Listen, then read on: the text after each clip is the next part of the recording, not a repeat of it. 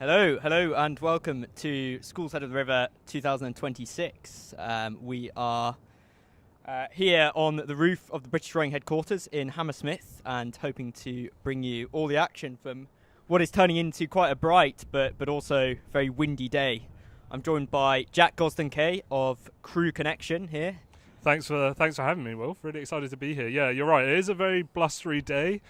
The tide is quite strong at the moment, and it's a bit of a tailwind, but it's really swirling around the wind at the moment, so it's going to be quite tricky conditions for a lot of crews out there today. So it'll be interesting to see who can really manage those conditions best, and yeah, we'll get a good picture as we come through about 2.2k to go at the finish. Yeah, I mean, I think I've heard of some clubs actually pulling out their younger crews, their sort of J15 crews and that kind of age group, just with how windy it is. And I think the particular difficulty is in marshalling. Although actually, looking down at the river below us, you know, the water's already down reasonably low. It's off the kind of brick walls, so the water isn't awfully choppy. So actually, you know, like you're saying, a bit of tailwind, I think it could be quite nice rowing conditions out there. I mean, if you were up at the start now waiting to go, you know, what would be going through your head? What would you be thinking before the race? Yeah, it's a good question. I think the main thing is trying to get into a rhythm right off the start and really trying to settle into that sort of powerhouse stretch, and then round this big bend, really trying to hold that composure and then build right into the line as we come through Fulham.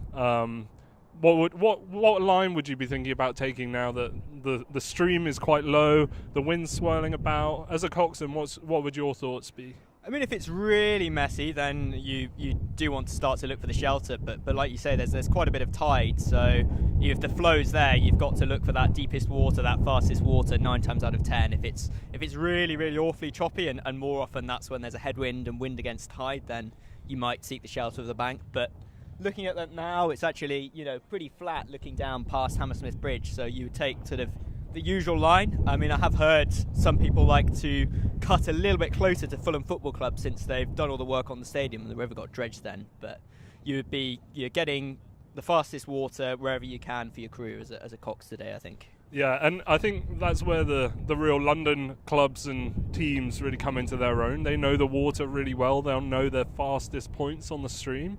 So they do really have a really nice edge. And I think the fact that this winter has been quite disrupted with all the racing, not many people have actually been out on the river and on the tideway a lot than maybe they would normally. You know, we've had a lot of cancellations in races and things. So this will be, for a lot of people, one of their first races of the season.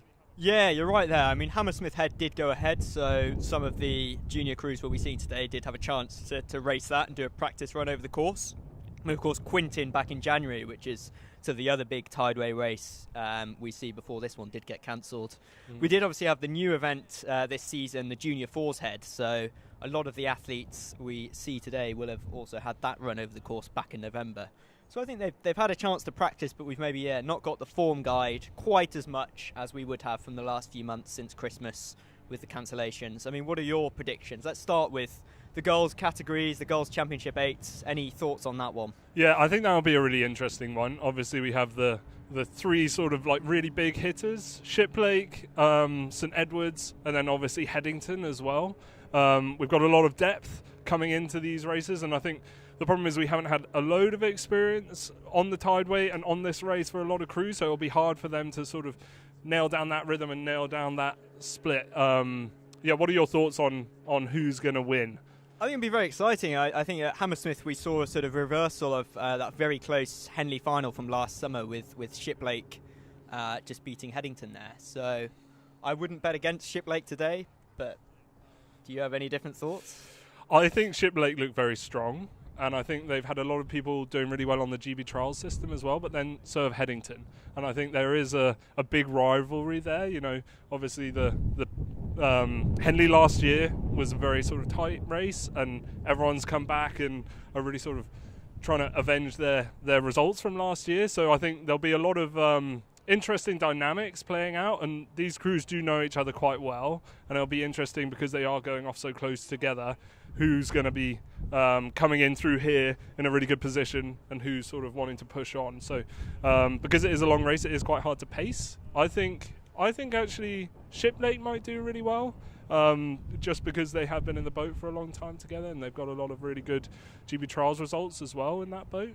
Who's your pick for the for the women? I'm gonna stick with Shiplake, stick with the Hammersmith. You can't copy result, me. I said it first. Well, anyway, the quads. So I think back in November we were on this rooftop and we saw a bit of a show of dominance from Marlow Rowing Club, winning both the boys and the girls quads. Do you think they can repeat that success in the girls' championship quads today? I think they might be able to do that, but I think it is going to be one of the tighter races of the day. I guess we'll sort of see how everyone comes down, and obviously without a coxswain as well, a lot will depend on the steering in that situation. So obviously the 8s have coxswains and they can really sort of push on and get the best line, but with the quads you're a bit more subjective to the stream and the changing conditions. I think Marlow are looking very strong. On the men's side in the quads, we obviously have Windsor Boys, who are very dominant, but then we also have Marlow, Leander, and then a few others like Borlays that could really come through. What are your predictions there? Potentially maybe a sort of Marlow and Windsor Boys matchup in the boys quads. Marlow obviously winners of the Junior Fours Head, which I suppose is the biggest guide we have to go off, although it's a few months ago now, and Windsor Boys, those perennial winners of the Forley Challenge Cup, and you know, every junior boys sculling event there has been really over the last, I think is it more than a decade now? It's certainly getting on for that under Mark Wilkinson. So it's very difficult to bet against them. Marlow obviously very strong as well. I'm not going to call it, but I'll say we should see some exciting battles between those two and maybe some others as well. Yeah, and I think, you know, Windsor Boys know this course pretty well. They won last year by 16 seconds, I believe.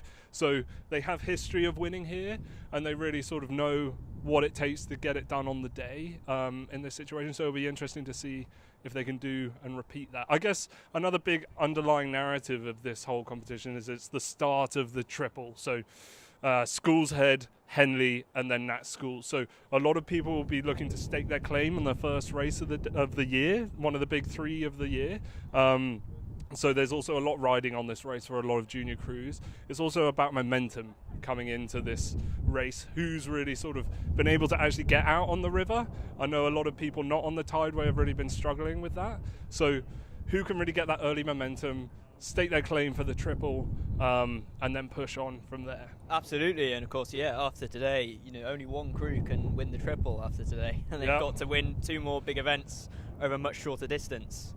So I think moving on finally to the last of those kind of big 4 championship categories, the boys championship 8s. What are your thoughts there? Yeah, I think it's going to be a tight race today. I'm thinking between Radley, St Paul's, and then also Shiplake, who obviously won Nat Schools last year. I think in some of the earlier races, so at Hammersmith Head, we had St Paul's win in the open category, and they beat Shiplake by about 2 seconds in the school category. And then Radley were also looking really good, but they had a few injuries coming into that Hammersmith Head race. So a lot will also depend on how many people they have back. But they are looking very fast. They beat Shiplake, I believe, by 6 seconds. I think that was at Wycliffe Head. Wycliffe I think it was Head. there, yeah. I think they might have had a super sub on board. Oh, really? Who was that? I think I saw Graham Thomas in there. Oh, really? It was one of the former Olympic scullers, certainly. But yeah, no, big result for Radley there. And then Shiplake obviously reversing that as Hammersmith. I think it could be really close between, you know, all 3 of those crews and potentially others. We did hear murmurings that St Paul's, you know, the people in that crew don't feel it's going at its best at the moment, possibly. I mean, how does that affect you on race day as an athlete if you think maybe it's not quite going as well as it could as a boat? That's a good question, and I think especially in an 8, it can be quite hard to get going, and you can just have it really click together on the day. They know this water better than anyone. Their coxswains will really have a great line, so even though it might not be going as well as they would want to, sometimes on the day in an 8 it can really just click, especially if you've got a really good line. In a race like this, as long as this, where, you know, it's 6.3k, a coxswain has a huge impact on the result and the time. So they know the water, their boathouse is just over there. They'll be able to know the exact line, find the fastest stream, and be able to really put in a really good result, hopefully. But I think it'll be extremely close between everyone. I think I'm quite excited about Radley. I think, you know, they've had a really good lead up. And Shiplake, of course, with Luca Hunt-Davies is really strong as well, the son of Ben Hunt-Davies, the Olympian who won gold. So they've got a really star-studded crew, and it'll be interesting to see how they can handle these conditions as well after Hammersmith Head. Yeah, it's certainly going to be an exciting one. I mean, I suppose St. Paul's have that advantage of setting off first. Like you say, it's their home water. They can sort of dictate the line, and as long as Shiplake don't start right on top of them and sort of start to move on to them, then they can kind of do a time trial. Well, it is a time trial, but they can dictate what they want to do in terms of who's around them and what they're doing, because there's no one off in front of them. They've got that clean water, that chance to set the line they want, and if they can make it a big gap, just row in their own void. Do you think that's a big advantage to have, sort of going off first as well? It certainly is. Having clean water, that will really help the athletes. If you are behind someone, it can be hard rowing in their wash, and if you're able to set off first, you can get the best line. You're not necessarily inhibited by anyone. And I think, as we'll see coming through the sort of main stretch here, we can normally see people getting overtaken or people overtaking each other. So that can really impact your time and your position in the race. I mean, if you were Shiplake or Radley going off behind St. Paul's, what would your strategy be? Would you try and wait a bit, hold back so you can get a bit of clean water, or would you really start quite close to them and go for the jugular, if that makes sense? I would always hold back at that level of racing. The results we've seen between them, 2, 3, 5, 6 seconds. You're to be overtaking someone. You've got to be going, 15, 20 seconds at least quicker over the course. That's probably not going to happen. If you try and start right behind them, you're only going to kind of put yourself in wash and get kind of overexcited in that first K up to Barnes. So yeah, the best thing to do if you're chasing down and it's only going to be a few seconds either way is just leave that big gap, get as clean a bit of water as you can, and just row your own race, row your own rhythm. It is a time trial at the end of the day. Mm-hmm. Yeah, you are in control of your own destiny. It is really how you row, and not necessarily focusing on the other crews here. It's not side by side, unfortunately, so it's harder to really work off people. But if you do end up sort of moving on someone, then that can be a real momentum shift for the crew. What do you see as some key points in the race, some key markers as a coxswain that you would always aim for coming into sort of the different parts of the race? Where would you be looking to attack as a coxswain? I suppose the first sort of big marker, that first 1.1k round to Barnes, it all looks pretty much the same, and then you go under the bridge. So once you're through the bridge, sort of 2 minutes 40 to 3 minutes, whatever it might be, you really want to be on your rhythm by then, I think, and in a pattern where you can just repeat the same thing every single stroke. You do get quite a good view once you're kind of around that Barnes Bend past the bandstand. You can see down Corney Reach, the longest straight on this bit of the Thames, and you can start to see if you're moving or not on crews, although it can be deceptive. Like I say, there's often very small margins there, and as a crew takes a bend in front of you, they obviously get a bit bigger in your field of vision, and you feel like you're moving on them a lot when really they're just taking that bend. I think down the Ayot, you have a sort of 300-400 metre straight there where it's a really good point to push on where the rudder is completely off. And then I suppose you have to be careful coming out of Hammersmith Bridge here. There's still 2.2k to go in this race, a bit more in the men's head and the women's head. So you've got to be careful not to sort of empty the tanks there and actually just stay in the rhythm and gradually build. And then when you do get down past Fulham Football Club into the last sort of 600 metres or so of this race, then you can really sprint for the line. But it's more about your base pace and being able to replicate the same thing every stroke over the course, really. Yeah, that's it. And I think I always thought as a rower coming through Hammersmith Bridge, I'm nearly home now. But you do have quite a long way left to go. And that can be a bit difficult if you're newer to the course, that you think, okay, I'm near the end and now let's really try and step on. But actually you've got quite a long way to go. Yeah, absolutely. For the main head course, which is finishes just slightly further down at Putney Pier rather than Westminster Boathouse, it's still 40% of the race to go. So it is important to remember that. Yeah. I mean, you've mentioned the importance of the cox on the tideway here and steering the race and sort of guiding the crew down this, it can be 20-minute race. I mean, what would you be looking for a cox coming down the course here as a rower? As a rower, you want the coxswain to stay off the rudder as much as possible. because that enables the boat to run in a straight line, and it helps the balance as well. So if you're a rower and you can feel the cocks on the rudder, obviously on a windy course like this, it's quite hard to stay off the rudder all the time, but you want as much straight action as you can so you can get into a really good rhythm.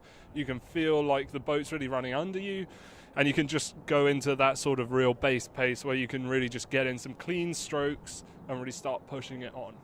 I think one race I'm sort of really excited about is actually the J16 Women's 8. I think there's sort of a really good narrative developing there with the St Paul's Girls' School really sort of winning last year in both the first and second boat categories at Nat Schools, and then we had a big result last weekend at Hammersmith Head. Absolutely, Yeah. What did you think of that? Who's going to win the J16 Women? I'm honest. I'm not going to call it. It's too easy to make a prediction and then see yourself proven wrong. So I'm gonna leave it to you to call. What's your thought? Well, it's between I guess a few crews, Latimer Upper, who obviously won at Hammersmith Head, and then SBGS were close behind them. So they're starting off in a really good position, and I think it's a lot about at this level sort of having momentum throughout the year, building on better race results and really sort of trying to push on from each race, working out what went well from a race and what maybe didn't go so well, and seeing who can make changes from one race to the next. And I think that'll be an interesting one to sort of find out. What about the J16 men's 8s?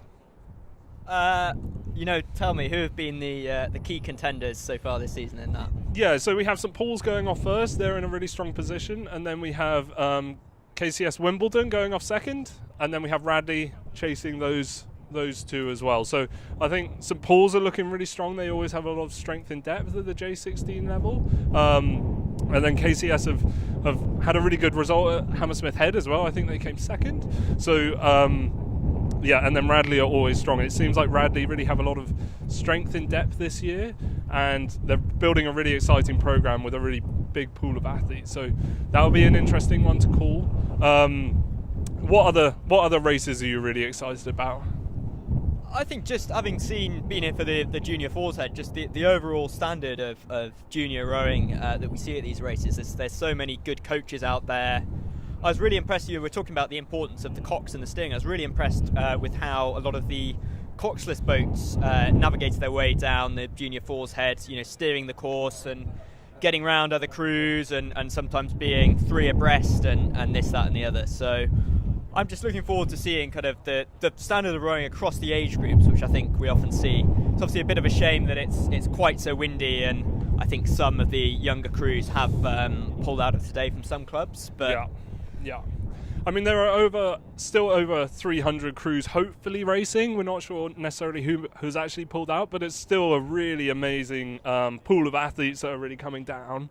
And I think it really shows the amount of talent in the UK, which is really exciting because so many people take it for granted that there are so many people rowing, but it's such a great thing for the sport as well that so many junior athletes are in the sport and able to take a day out of school and come and race on the Tideway. And we've got people from Ireland and Italy racing, so it'll be really exciting to see all of those athletes racing too.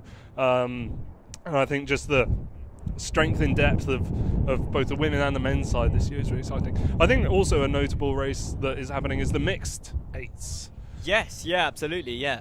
We've seen more and more mixed boats in the last few years, which I think is great for those athletes who either sort of haven't made one of the top boys or girls crews, or for a smaller club where to get a boat out you need it to be mixed. So it's great to see those mixed categories hopefully enabling more people to come out here and race and have other crews to compete against, and also just sort of something a bit different, having a mixed crew and that dynamic of how you mix the girls and boys in the crew and get them to blend together, because I suppose there are sort of slight differences in the physiology, and I think how men's and women's crews typically row, you often see differences there perhaps, so it's how you blend that all together. I think it's a very fun added element to rowing, and of course the mixed 8 is coming in at the Olympics as well, isn't it? Yeah, it is, yeah, and I think it's great for smaller clubs in general because you might not necessarily have loads of athletes. I was at Hinksey and potentially we didn't have enough to fill an 8 each year.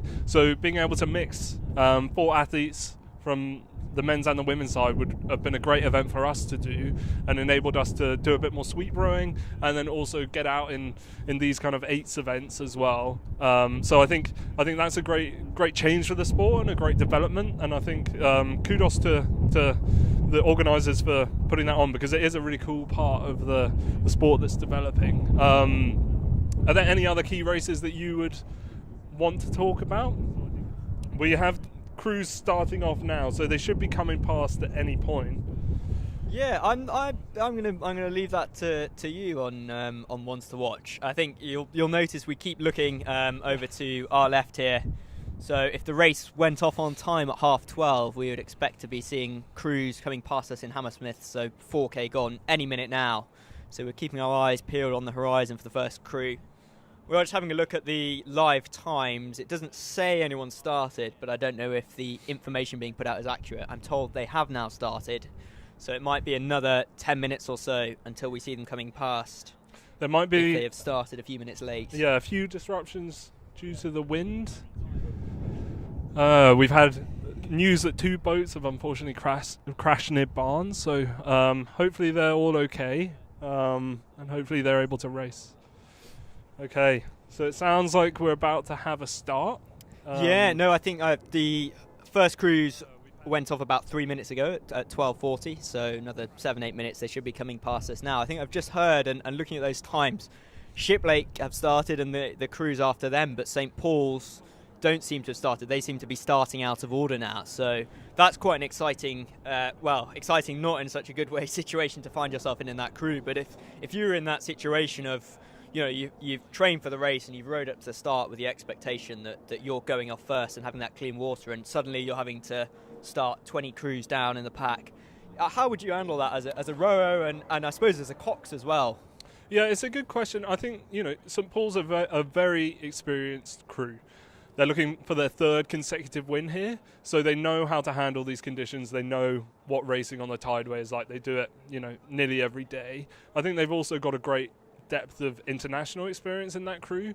So we have a couple of Coupe winners in there last year, and then also some Junior Worlds rowers in there. So these are really experienced athletes. They'll know how to handle those conditions, and they will be okay with dealing with the uncertainty of that disruption. And I think what you would want to do as a rower is just really focus back in on what you can control. So making sure that the technical points you've been working on are really clean, but then also trying to get into the rhythm as easily and as quickly as possible. I think a lot of this race is about having quite an aggressive start and not necessarily trying to sort of bleed onto pace, but really trying to set the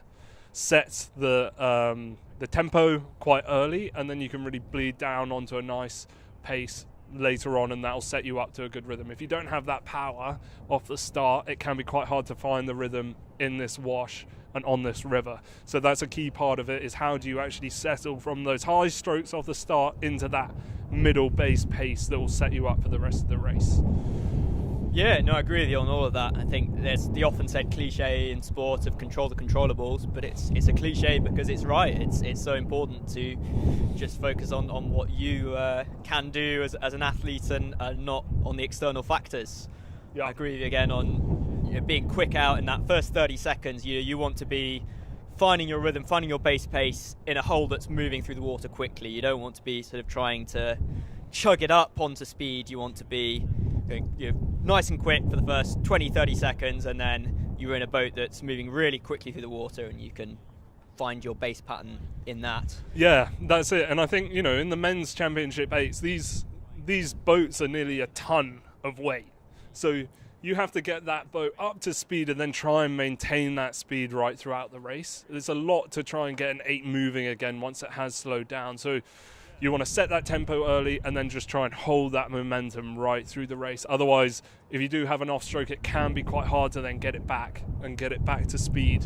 So yeah, that start is very important. Why don't we just talk quickly about Shiplake a little bit, because they are one of the sort of dominant forces in rowing at the moment. They do have a lot of GB trialists, but they sort of did lose to Radley at Whitcliffe Head, what would you do in that situation? What would you be trying to change as a Shiplake athlete now coming into this race? What would you want to be thinking about?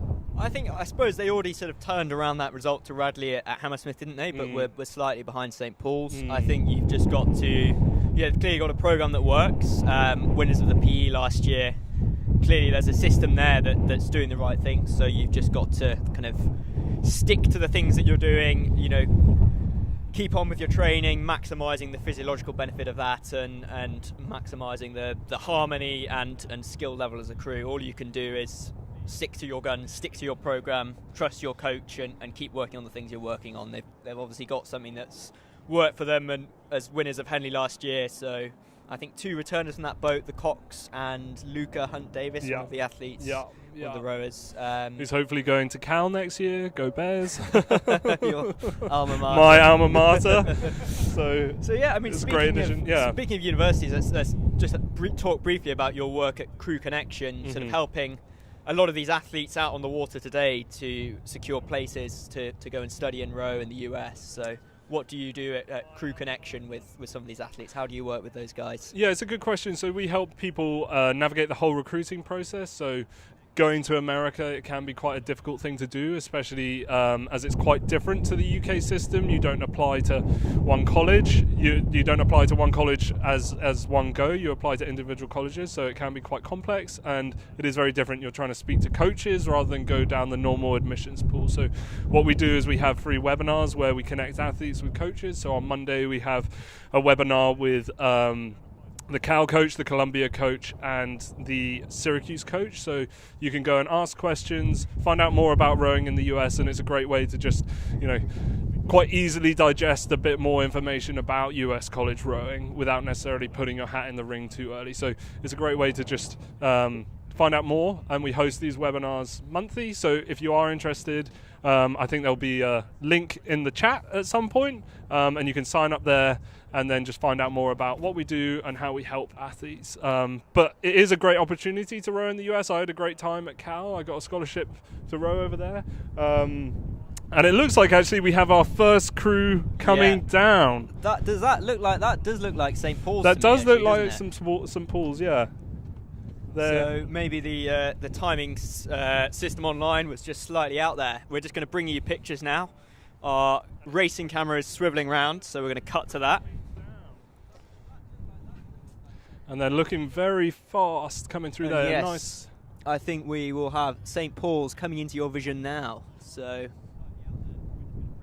And what would you be thinking about coming around this bend? It's obviously quite a difficult bend as a rower. You're trying to manage both the tide and also the stream and the wind. It's quite blustery out there. What would you be trying to do? I think in terms of the rowing, just sticking in the pattern, keeping it consistent and the same thing every stroke. You do, I suppose, have to just get used to, as you come around the bends, the direction of the wind is always going to change slightly as you're steering around those bends. So any slight differences, any slight adjustments as you swing around the big meanders of the Thames as you come along this course, you can go from kind of tailwind to headwind, and you just want to, be aware of that in the rowing slightly. In terms of the steering, it's just really smooth, big curves, not cutting anything too tight, not going too wide on anything. It's just kind of really constant, very gentle rudder to follow the meander of the river round, because these are big old bends. And it looks like St Paul's have handled that bend really well. It looks like Shiplake, who are quite close behind them, have taken a slightly wider line, but that doesn't seem to have affected them. They seem to catching up to St Paul's just slightly. St Paul's have come off a really good win at the head of the Charles at Boston, and they're also seeking their third consecutive win here on the Tideway. They've won 3 in a row, and they're looking very sharp, very clean. They're really sort of very calm and collected coming through Hammersmith Bridge with about 2.2k to go. And look at Shiplake go. They're really catching up St Paul's. Wow, look at this. This is an incredible row from Shiplake. They're looking very sharp. And Luke Hunt-Davis is really sort of pushing that boat along there. They've got a lot of GB trialists this year, and they're really making the most of that bend. Wow, they've really stormed through there. Yeah, I mean, it's always hard to tell, sort of watching from the side of the course, has that gap been closed or have they just started up behind them? But it does look like Shiplake could have close that up a little bit and maybe on for a win today. And here we have Hampton coming through. They've got a great pedigree of rowing, and yeah, they've made the Henley weekend for the first time in recent memory and came third at the Junior Champion at Hammersmith Head. They've got Leo Robertson, under-19 Worlds winner in the 8, and Ewan McVeigh, who won Coupe in the 8 in the crew as well. So some very strong international pedigree there, who I'm sure will be driving that crew on. Now it's Eton coming under Hammersmith Bridge here. So crew number 3, so it looks like they have potentially been overtaken by Hampton there. What's that like, being overtaken? Is that a difficult position to be in as a crew? I think it would be very difficult, especially for this Eton crew that came third at Schools Head last year. They've got a great pedigree of rowing, and chasing them are Teddies, who are having a great season so far. I think they're really chasing down Eton and pushing on. And then we've got KCS coming up close behind, and then Radley there. Yeah, so of course the old KCS coach, Patrick Duggan, now I think in his 2nd season coaching Radley. So we've seen Radley really come on in that time, and that's probably going to be exciting for him to watch. I wonder if he's cycling down alongside, but seeing his current club sort of close up on his old club there. Yeah, that would be quite a tough situation for him. The KCS boat has some great rowers in Seb Strecker and Alex Hu, both won Coupe last year and returning. Alex Hu won J16 silver at Nat Schools, so they've got a very star-studded crew as well, lots of talent in that crew. And here we have Westminster coming up. They're chasing down Latimer, so 2 more home water crews here. And they are followed by Shrewsbury, slightly bigger gap there. So Shrewsbury have Richard, no surname given, but a World's gold medalist last year as well. So another very strong international athlete in that crew, hopefully bringing that experience back to his club mates to help them down the course today. And now we have Norwich School, alma mater of our very own Rory. Very tidy looking crew from Norwich here. Another under-19 world champion in this crew, so lots of under-19 world champions out here today. Their goals for this race, they say, finish with 3-seat, not catching an ejector crab. Well, so far I think they're doing pretty well on that front. They are followed by Dulwich, local crew based down on Putney Embankment. Dulwich are looking very good. Yeah, they'll know this water really well. They'll be taking a really good line there, and it looks like they are doing very well coming up through this Hammersmith Bend. Yeah, and that is Reading Bluecoat being chased down by Abingdon. So Abingdon, a school we saw win the triple over a decade ago now, so we've seen some very strong crews from over the years, but maybe not quite up at that level these days. Wow, look at this, look at this. We've side by side action. Tideway Scullers and Monmouth School here. Is it? I think that might be Monmouth being overtaken by Tideway Scullers there, coming around the outside of them. So that's going to be really exciting for those guys in the Tideway Scullers crew. You know, feeling that you're not just chasing down a crew, but moving past them as you come through Hammersmith, and that's really going to spur you on through the race. Yeah, you're going to be feeling great in that Tideway crew, really coming through, making sure that you're really clean still and getting past Monmouth as fast as you can, so you can get into that clean water and back to a clean racing line. And they say their goal today to come in the top 10, well, they could well be on for that, looking at that performance down. Now we've got the Aberdeen Schools Rowing Association crew coming past here, looking very tidy. They are looking very tidy, and we've got a lot of side-by-side action here. We've got another, is that Cork over there? I think that's Kew House and King's School Chester near us. Looks like Kew House moving through King's School Chester there on the inside of the bend.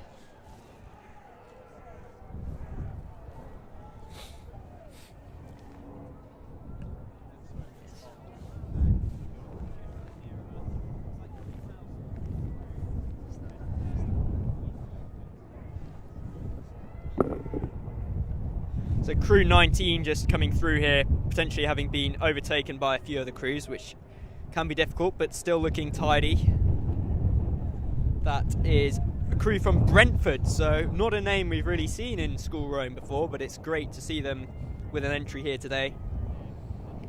Now I've got a very strong looking school first eight from Windsor Boys here.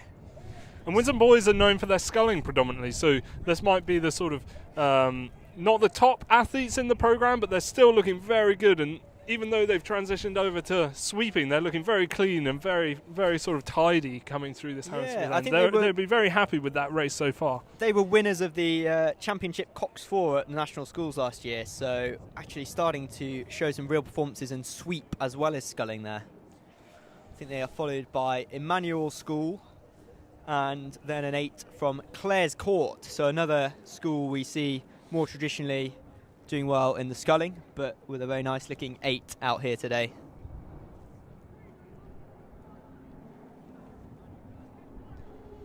I think this could be a crew from American School in London, I'm going to say by their kit. Let me know if I am wrong. No, it's Christian Brothers College, Ireland. I do apologise. It's a crew that's made the trip over the Irish Sea. Looking long, looking like they're really attacking it.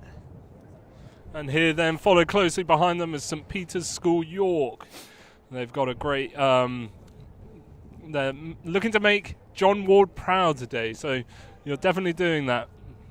And they're looking to qualify for the PE again after their 2025 run. And they qualified for Henley for the first time last year in 13 years, so well done to you guys.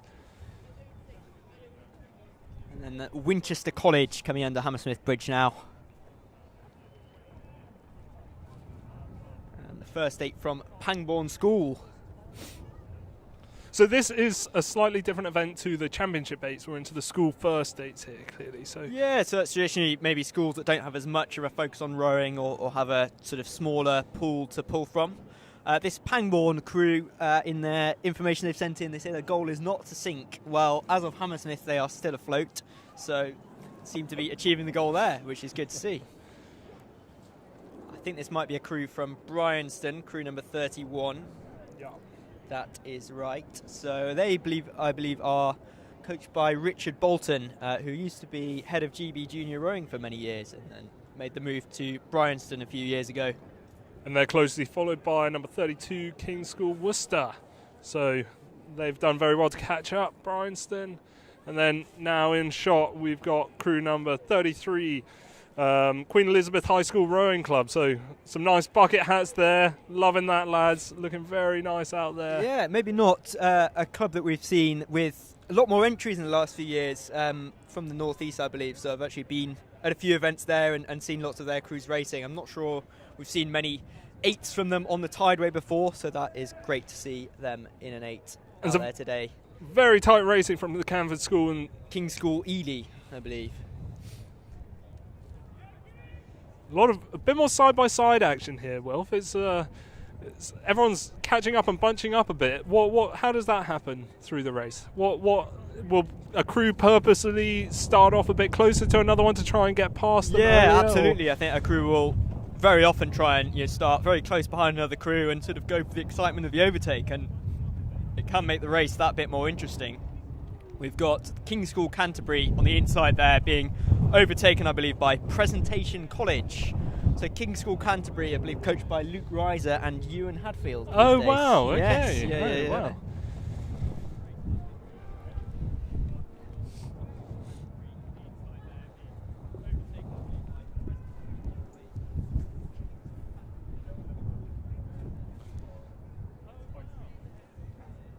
So this is crew number 39, Canterburygian.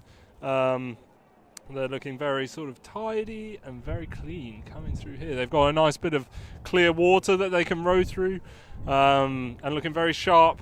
They're really trying to wind it up now, it looks like, and they're really sort of coming in through that last 2.2k of the Hammersmith Bridge, winding it up to the line, past that Fulham Football Club.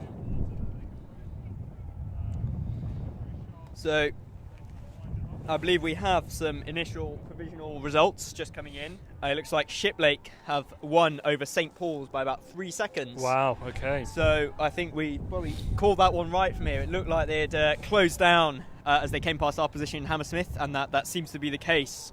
But like we said, very tight margins up at the top, and then another 1.3 seconds back to Radley in third place. Wow, okay. And then just coming through Hammersmith Bridge now is Bedford Modern School. So they've recently all went sub 30 in their 5K tests. Wow, that's incredible. Pretty impressive. And then now this is the start of the junior second eights with Eton College there coming through Hammersmith Bridge, slightly merging between the first school eights and the second eights. So Eton doing very well to catch up some of the first school eights, and then right behind them we've got King's College again chasing them. Those two crews level on time to the bandstand according to our provisional times we've got here. But it looks like Shiplake, Radley and St Paul's second eights all went slightly quicker to the bandstand, so we're just about to see those crews coming in. We've got 42, King's Rochester's first eight just coming through here, and then two more second eights. St Paul's looks like they have overtaken St Edward's as they come past their boathouse and under Hammersmith. I've got to say, really tidy looking second eight from St Paul's there. Both of them look very tidy for second eights, I must say. You know, this is not necessarily the first top guys of the program, but they're all rowing super long and really connected, and followed closely by Radley there and Shiplake as well. Yeah, so Shiplake really closing down on Radley. Will we see a repeat of the results from the Champ Eights there? But yeah, no, really, really high standard of rowing in these second boats. And like I said earlier, one of the things we're looking forward to seeing today is just the overall standard across the first, second, third crews and the age groups of junior rowing out on the Tideway today. And you know, with people even in the second eight, so we got a guy in the St Edward second eight, Frank, who's going to Cornell next year. That's very exciting. The standard of the second eights is still really, really high. You know, we've got amazing rowers in each of these boats, so it's really exciting that they're all able to put down a great performance today. And here we've got Hampton coming through now. They're looking very strong. They've got some nice clean water, and they're really trying to bring it into that last home part. So the Cox of that Hampton boat is looking to win back-to-back Schools Head titles as a 2V Cox, and would be the first Hamptonian to ever achieve such a feat. So let's hope for you that we do win that, and you can bring the gold medal home.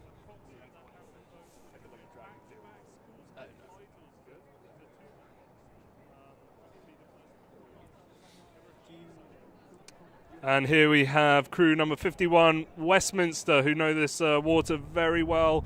And they look like they're slightly overtaking Dulwich College at the moment. It looks like very tight racing, though. That very distinguished Westminster pink. Yeah. Not Cerise. No. Of course, Westminster and Eton race. I think it was 1829, something like that, for the right to wear pink, and Westminster won. Oh, wow. Desirable colour. And that Dulwich College, they really want to get in the top 8 for this second 8 category, so let's hope they do that. And now Abingdon School, probably on your picture now, their goals are to win it and win everything. Fun fact, they are all homegrown athletes, whatever that means. And then following up behind them is number 53, Abingdon School Boat Club. Chased down by Shrewsbury. Looks like Shrewsbury might be moving through them there on the inside. And it looks like Shrewsbury have a really tight line there. The Abingdon School might have had to move out a little bit because they had seen the crew coming up behind them. So it's not ideal if you're in that situation, but... Well, no, I mean, Shrewsbury look like they're overtaking on the inside there, so that's probably the position you'd want to be in. They say their goal for this race, 400 watts on the telemetry. Well, that looked like at least 500 to me, so doing very well there. You're doing your job well there, lads. Well done. So here, number 56, we have Latimer Upper School Boat Club. So just come past their boathouse, looking long, looking tidy. And we heard the roar from the boathouse as they came through there. Chased down by their neighbours from just over the other side of the river, St Paul's. I believe that means this is the start of the Championship J16 8s. So St Paul's have a few under-19 spring trialists in this crew. Amazing. They're looking for a top 10 overall time, they say. Well, I think we've seen J16 8s do that kind of thing, so that would be very exciting for them if they're able to achieve that today. And they're chased down by the number... House second 8, I think. So it looks like they've perhaps overtaken that crew. And very closely followed by the King's School J16-8, who are looking very tidy, looking very long there. Wow. And finding a great line. Really going for that length under Hammersmith, aren't they? Yeah, they are. I believe they have overtaken... Who's that? Reading Bluecoat, I think, second 8. And now we have the Radley Championship J16-8 coming past our position. So a lot of crews wanting to win this J16 category. Paul's and KCS both saying on their info that that's their goal. And now here we have the Latimer Upper School Boat Club coming past their own boathouse and really sort of charging down through the line. Followed very closely by King's Canterbury second 8, so that's another crew from Luke Reiser and Ewan Hadfield. Wow. And then just behind them is the Abingdon Championship J16 boat, looking very tidy and very smart in that black outfit with the pink. They say they're aiming for a medal today, and coached by Oren Donaghy, Brooks Henley winner. Here we go. Coming through now, Hammersmith Bridge is the Hampton School J16 Championship 8, followed very closely by the Dulwich School Championship 8. So really coming thick and fast now. Everyone's looking very tidy, hoping to get into that clean water. We've got a nice tailwind coming across the course now, so it's fast conditions out there, really fast conditions. And then now here we have the Eton J16 Champ 8, and they are looking very strong.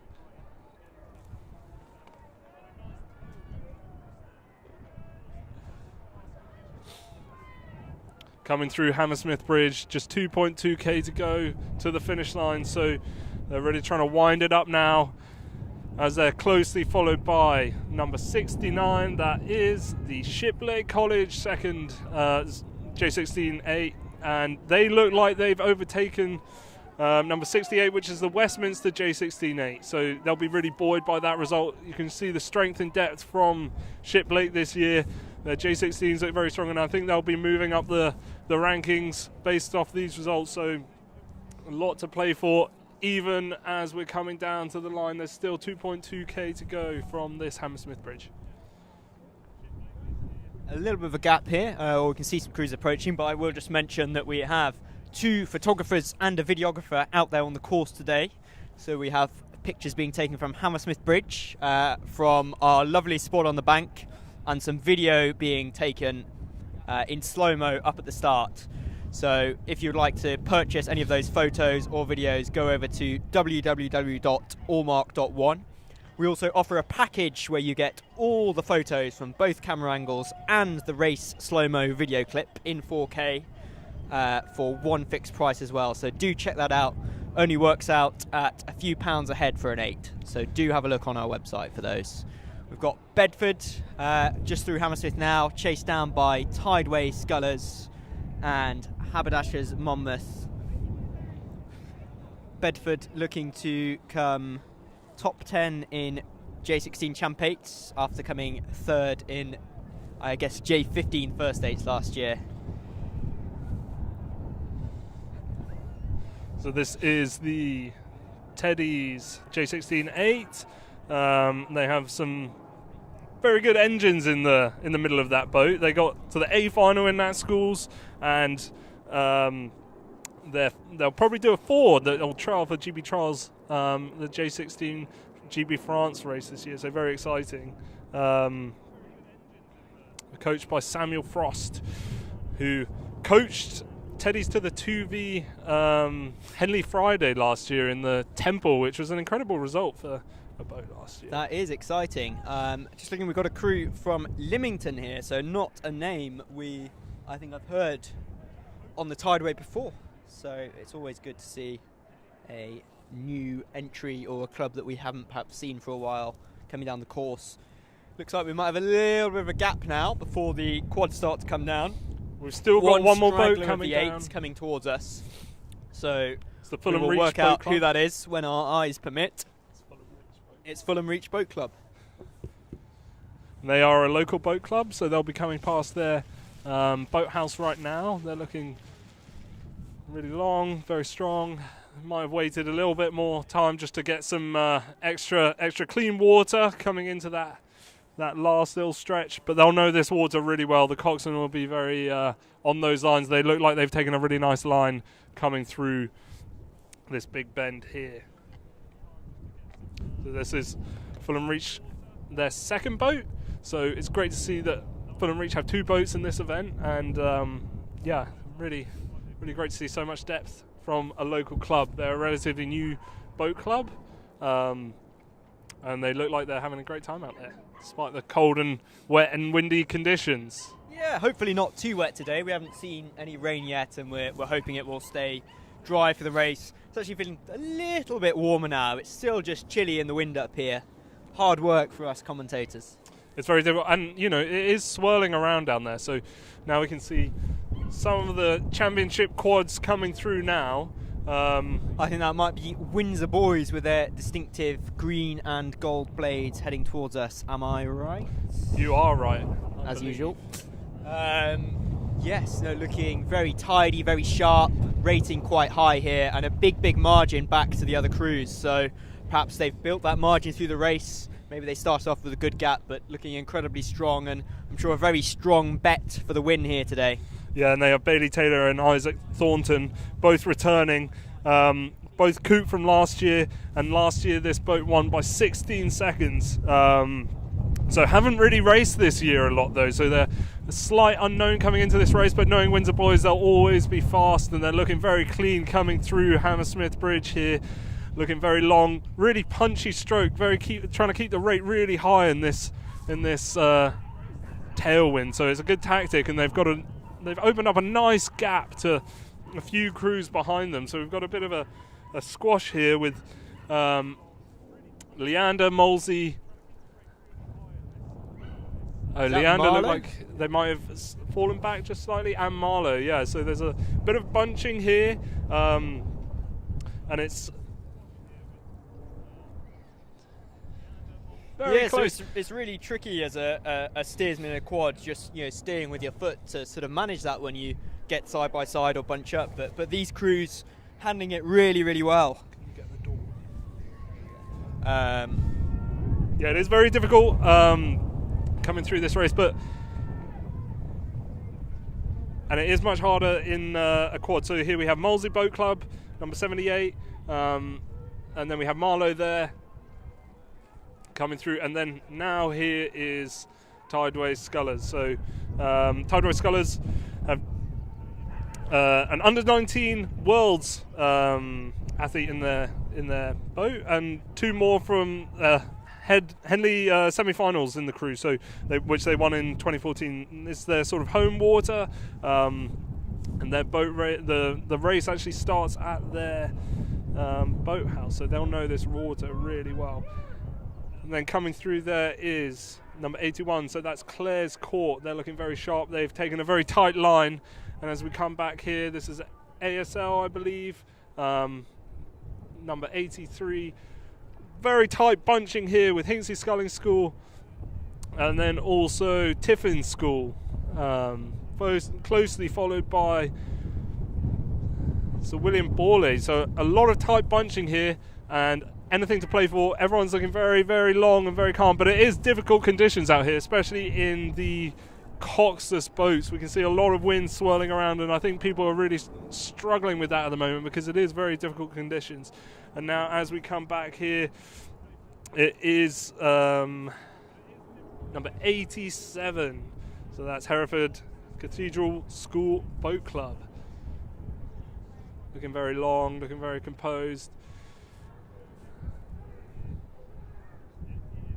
And then this is number 88, King's School Worcester. They've got a bit of cleaner water. And then we're followed by the Lee, who have a very strong boater this year. They had a few athletes at Coupe last year, and they managed to win the quad. And then we've got quite a close race followed behind by Kingston Rowing Club, who looking very strong, looking very long.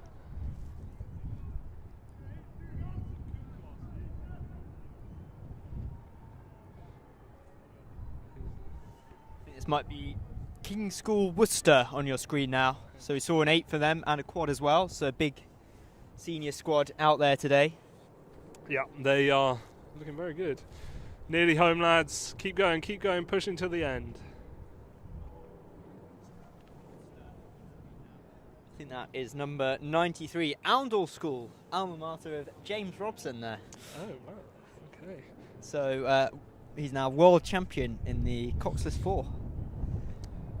And here we have number 92, which is Maidenhead Rowing Club.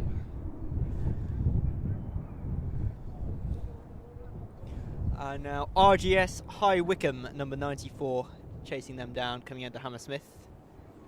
Quite a racy looking crew, number 97 here from City of Cambridge. They are that is Alex's club, but it looks like they've maybe closed up a gap or made a couple of overtakes there, coming in behind crew 94. Looking long, looking powerful. Coming down at sort of 34 there, so keeping that rate going in the nice tailwind here. Who is that? I can't read the number. And that. Okay, we've now got Tideway Scullers. Oh, it's not Tideway Scullers. It's someone from Gavorati, Italy. Fantastic to see them making the trip over, and Tideway Scullers clearly very kindly lending them some blades. So we've got 2 Italian boats here, so it's amazing that they both come down. They've braved the English winter and they've come out on the Tideway to put down a great showing, and thanks so much for coming across and sharing this water with us. And there we've got York City Rowing Club. City.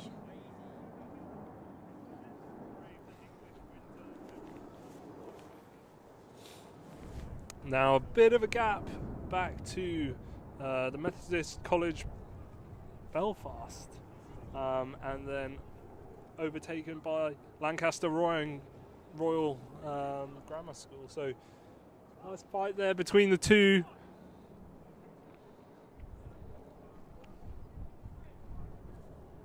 I think that might be, is that Walton Rowing Club at St George's? So possibly Walton Rowing Club chasing down onto St George's there. Or is this St George's? I can't read the numbers.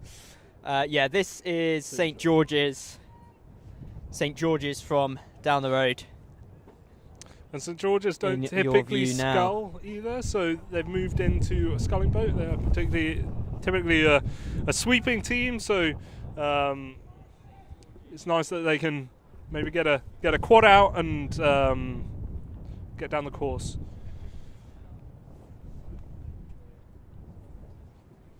I think that's a crew from Lee Valley Rowing Club. Yeah, it might be a bit, yeah. Or go in between. Go here, see both. Yeah, maybe. Oh, yeah.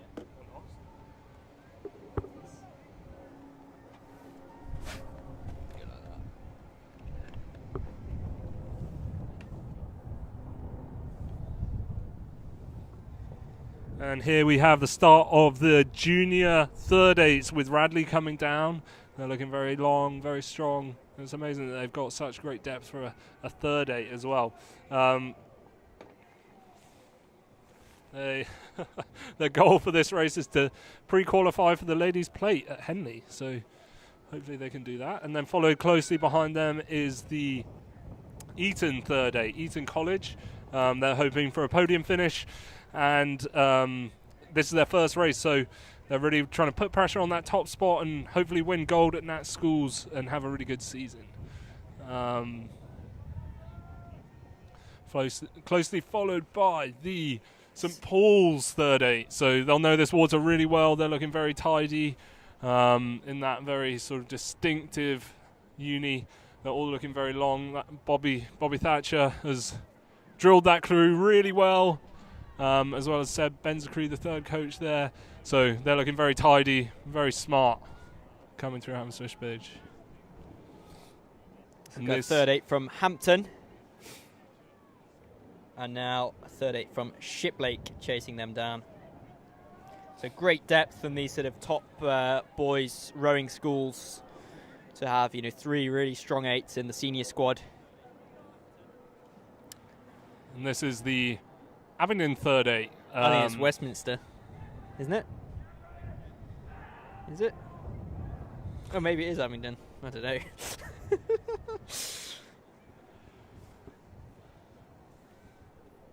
Yeah, it probably was Abingdon. I can't see Westminster on here. And this now looks like a crew from Bedford School. So Bedford School third 8. This third 8 category seems to be a lot bigger than we've perhaps seen in previous years, actually. A few more entries, so that's very exciting to see. I assume more boys continue with their rowing up through 6th form. I do apologise, that was Westminster before, because that is Abingdon chasing down Bedford, perhaps having made a couple of overtakes already on the course. This is number 120, so that is Shrewsbury School.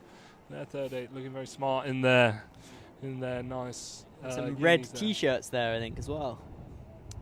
This is number 119, so that's Dulwich College. They're coming through looking very long. This will be their home water, so they know exactly what each marker means, and they're very sort of tidy there. And they are being chased down by the King's School Chester School J16 first 8 there. So very strong J16 8 from King's Chester coming through on the inside there. Looks like they might be going for the overtake. Now got Latimer's third 8 here. So starting to see the J16 first 8 and the third 8 mixed together. J16 first 8 from Great Marlow School here. And this is number 122, which is King's School Ely. So looking very sharp coming through there. And now Reading Bluecoat School's J16 first 8 here.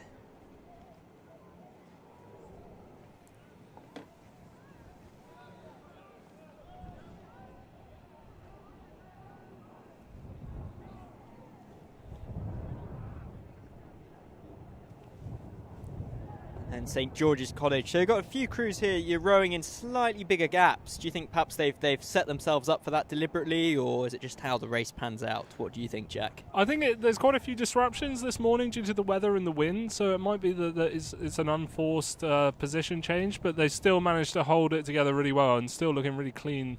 And got a slight gap here, so we're going to see if we can bring you any more results. We should be expecting the first of the girls' champ 8s very shortly, but let's see if we've got any more provisional category winners for you. So we have Kew House School as the provisional winners of the school first 8s, Shiplake as provisional winners of the school second 8s, St Paul's provisional winners of the J16 Boys Championship 8s, Windsor Boys provisional winners in the Championship Quad. Those are the provisional category winners that we have for you so far. And now we can see this is 125, I believe. Which is St George's? No. It is, yeah, it's St. No, I can't read the number. It's 126. It's Emmanuel School. And now we've got the first of the women's championship 8s coming down. So this is Headington, who are looking very, very strong. They'll be one of the favourites to win it. I think Shiplake might have closed those. So Shiplake on our provisional times were 3 seconds quicker to the bandstand, and that looks like less than 2 lengths of clear water between the two crews there. So could Shiplake be the winners of this category as well as the boys' 8s? What do you reckon, Jack? Well, they're coming off a great year last year. They won the championship 8s at Nat Schools, and then they were also in the final at Henley, and they won the Hammersmith Head. So they had 7 athletes on the GB Spring Trial list, and they had a few GB under 19 athletes as well. So here is Teddy's They won bronze last year at Nat Schools and third in this event last year. So they're looking to bounce back and really push on this year.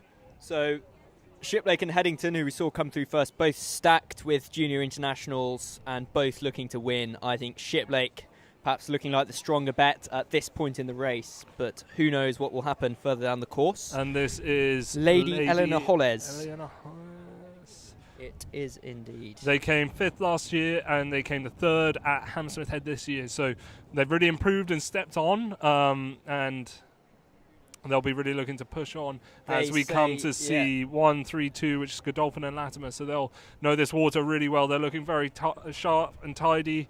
And they were 8th last year at this event and 4th at Nat Schools and 4th at Hammersmith Head. So they're in a really good position at the moment. Bit of a close pack here. Next crew to come down is Surbiton High School. So they say they're aiming for a medal aspirationally, but a top 7 finish would be the creme de la creme. So great goal setting from those guys there. And this is 1, 3, 4, which is Latimer Upper School Boat Club, and they're looking very sharp.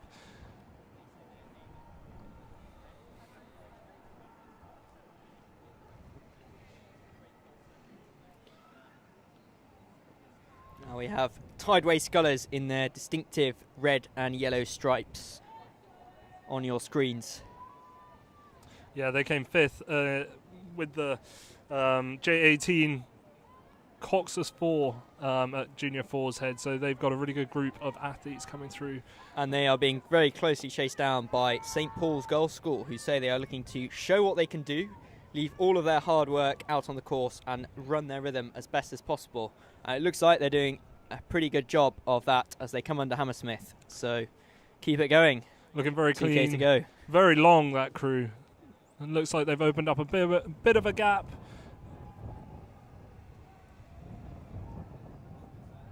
I think that might be on Nottingham. From Nottingham and Union. Not sure we've seen many junior girls 8s from them in the past. But it's great they've come down. Really nice to see them on the water. A very long and tidy looking crew again. Feels like perhaps the wind on the water is looking a little bit more than it was earlier, but the crews are doing a great job of handling those bits of breeze coming in and coming under the blade, and the crews are all keeping it sharp, keeping it tidy. It does feel like the wind has slightly picked up over here, so there are some difficult conditions still coming down. Girls Champ 8 from Brentford here, followed by St Michael's Rowing Club Ireland.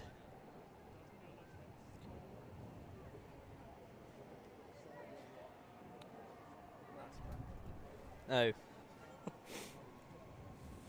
Well.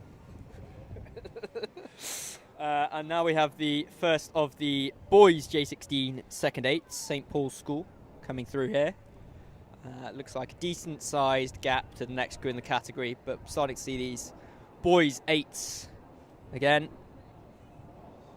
Next one to come down is Hampton, who it looks like they have overtaken Eton, or in the process of overtaking. A bit of overlap there, so Hampton coming around Eton on the outside in these boys J16 second 8s. Great set of bucket hats in those stern 3, really liking them, looking really long, driving at home, pushing past Eton as quickly as they can. They want to try and get in front of them and get into some clean water and get into that best racing line that they can do. And it looks like we've got a girls Champ 8 from Trenton Boat Club here.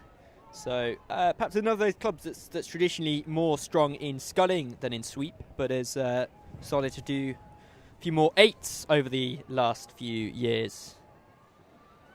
And here we have the Radley Junior second J16 8. They're coming down, they're chasing down all those crews, but they're looking very tidy, very strong.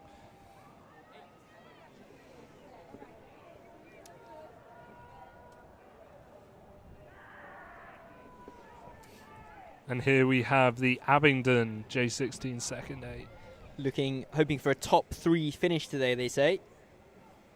And they're looking for a national medal as well later on in the year. Well, looking very good, lads. Keep it going. Doing it for coach Mr. Morgan today. And that is 148, which is the King's School Boat Club.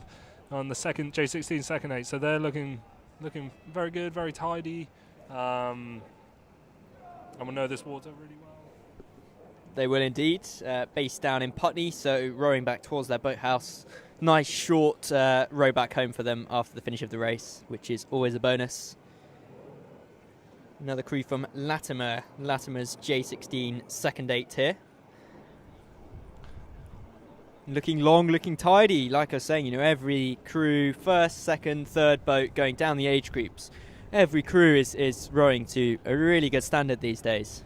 And wow, you can really hear the roar from the crowd as Latimer come under the Hammersmith Bridge. You can indeed. It's absolutely electric atmosphere down in Hammersmith today. And the sun's out as well, so everyone's really coming out to support their athletes. This is an incredible event, incredible atmosphere, and the crowd are going wild. Schools have, they say, the only thing bigger really is a final at Wembley, so it and really now is quite an atmosphere. We have the girls' school first eights coming down for the first group. That is number 151, which is Putney High. They look like they're slightly overtaking the Wimbledon High School. So these are local rivals there, Wimbledon High School and Putney High School. So this is a fierce battle. It really is neck and neck, but looks like Putney High are really coming out on top. They're just trying to stay long, get in front as quickly as they can. And the crowd is going crazy over there. It is absolutely packed on Hammersmith Bridge there. Thousands of spectators all here for the race, Schools Head of the River. And that is Sir William Perkins, number 152.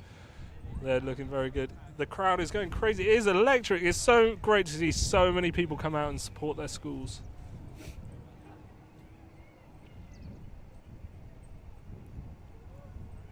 This is number 153, Emmanuel School Boat Club. So another crew on their home water here, so based sort of up at the other end of the course. So slightly longer row back home for them today. But looking long as they come under Hammersmith, looking long and in a solid rhythm. Oh, yeah.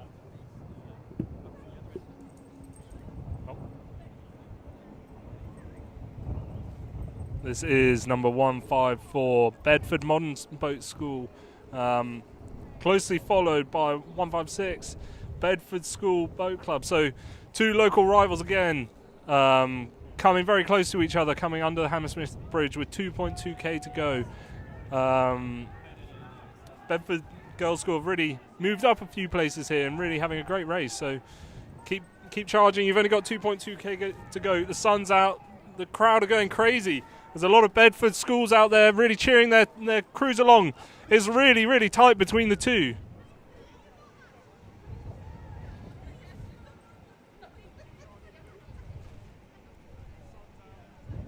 This looks like it might be the first of the girls' junior second eights, Headington School.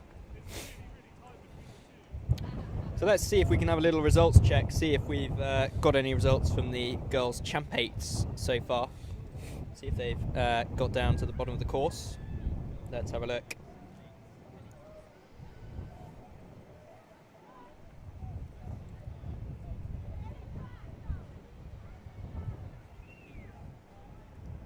We do indeed. We have Shiplake as the winners of the girls' championship eights. Over Headington in second. By 11 seconds. So let's see how the second eights will fare, if Headington will be able to overturn that result from the championship eights. And this is number 156, James Allen Girls School Boat Club.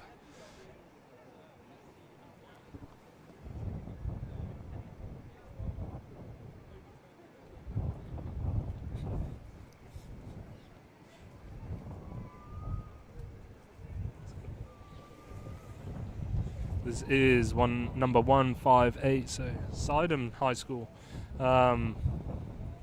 Closely followed by 146, which is the second junior 8 from Shiplake College.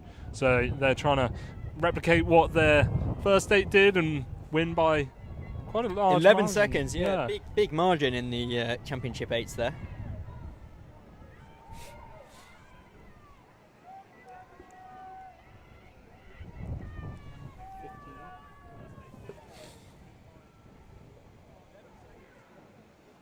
This is 163. So this is the girls' second 8s, and that was Surbiton High School Boat Club. They've got their club captain Alice Martin on board, aiming for the win today. They say they are so good at square blades rowing that they did the first half of the course square blades and then decided to go feathered. And this is number 163, which is St Paul's Girls' School, and this is the second 8. So they're looking this very... is 167, I think. 167. Yeah, 167. St Paul's Girls' School. 6-7. 6-7. They're looking very clean. Very clean finishes there. Looking very tidy. And this is 171, which is the start of the J16 Girls Championship 8. And this is Surbiton High, yep, who came off a win at the Hammersmith Head, closely followed by 172, which is St Paul's J16 8. So this event is one of the bigger ones of the day. The St Paul's girls won Nat Schools at the J15 level in both the first and second day, and won Junior Fours Head, but were beaten by 6 seconds by Latimer at Hammersmith. I think we just saw Latimer very briefly in that pack of crews on the screen. And we've now got Lady Eleanor Holles on your screen, looking long, looking tidy. Yeah, Latimer, that was sort of one of the big upsets at Hammersmith Head. They were below 5th all season, then beat SPGS by 6 seconds. So it'll be interesting to see if they can carry on this race and maybe take home the win. But they are racing on home turf, of course. It's like a crew from Headington there, girls J16 Champ 8. Now I've got 177, Wallingford Rowing Club's girls J16 Champ 8. So they came second at Schools Head last year, second at Nat Schools, and second at Junior Fours Head, and they came 4th at Hammersmith Head, 4 seconds behind SPGS. So it's all very tight in this J16 championship race, and everyone's really going for it. I think that's Bedford Modern Schools girls second 8 on the far side. I think they're being overtaken by the Nottingham and Union girls J16 Champ 8 there. Nottingham Union say their goals for today are to annihilate everyone and bosh the competition.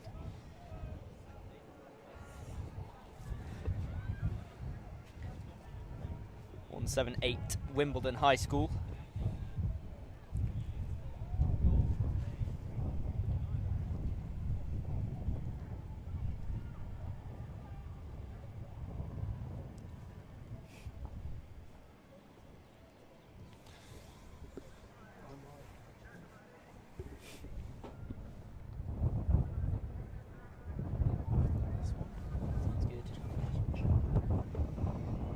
In their distinctive red and white stripes, we have the girls J16 Champ 8 from Kingston Rowing Club here.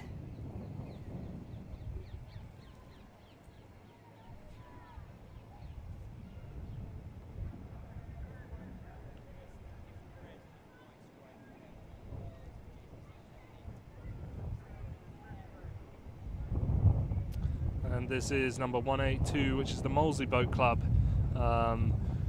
junior J16 8, so one of the last races of the J16s before we move on to the championship quads, but they're looking very tidy.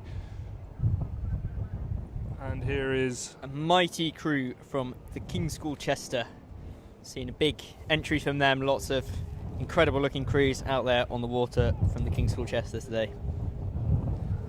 And this is the St Edward's J16 Women's 8. So up next is the Championship Women's Quads, which is one of the big races of the day, and we're really looking forward to seeing Marlow versus Whitcliffe, which is the rivalry. Marlow won the inaugural women's quads at Junior Fours Head. They got to the final of the Diamond Jubilee last year, and then Tideway Scullers obviously coming through here. They won they came third twice at Junior Fours Head, and then they were semi-finalists at Henley too. This is obviously their home water, so they'll know the stretch really well, and they look very clean coming down here through Hammersmith Bridge.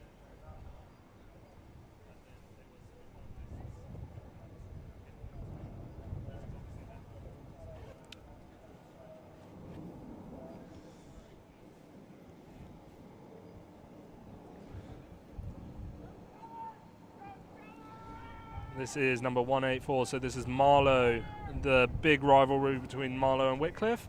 Marlow won, as I said before, the quads at Junior Fours Head, and they were the final.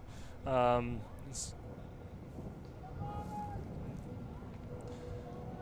daughter of Sir Matthew Pinson. Does that name ring a bell at all? Yes, yeah.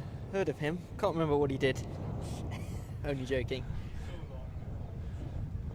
And this is Whitcliffe, who won that Henley final last year, and they beat Marlow. So this is the big battle between the two dominant forces. Yeah, it's the last season for that club, which is a real shame before it closes down. Aiming for a good row today, they say. And this is Looks 154, which is Maidenhead. They're one of the big programs at the moment. They've had some really good results in the GB trials system and looking very strong, looking very long, and they got to the semi-finals of Henley last year. Big performance there.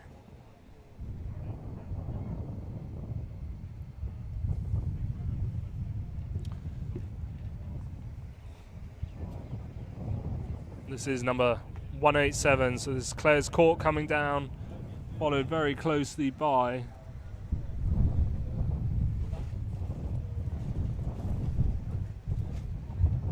here is Clare's Court, looking very strong, looking very tidy, battling that wind. The wind has really just picked up all of a sudden, so they're handling that really well. And this is number 193, which is Westminster School. So they've obviously moved up a few places, and it's very tight here now between a lot of crews. So this is number 190, which is Walton Rowing Club, very closely followed by 192, St George's Boat Club, and they're all very tightly packed together, and we can hear a lot of shouting down on the river. It's getting very tense out there, and this number 195, who are really sort of picking up the pace, is Aberdeen School, all very tightly packed in here, who have overtaken the Camford School quad. And wow, I can hear a lot of shouting down there and a lot of cheering coming off the Hammersmith Bridge. It's all very tight, very, very congested. Everyone's really sort of picking up the rate into the last little part. There's a few steering issues coming out through the other side of the bridge. It's all very tight. Oh, wow, God.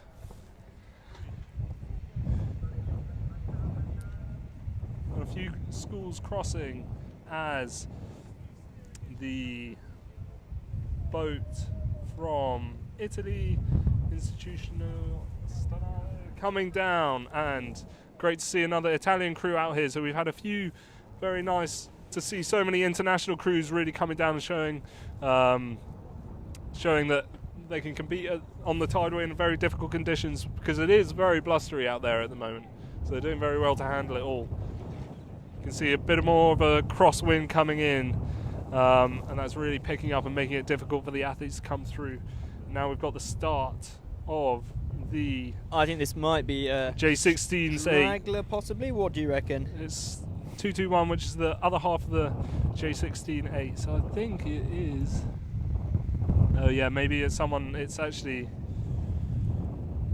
Looks like Sidham High School that have come down a bit later, or maybe it is... I don't know, it is Canterbridgian. So they've come down a bit later.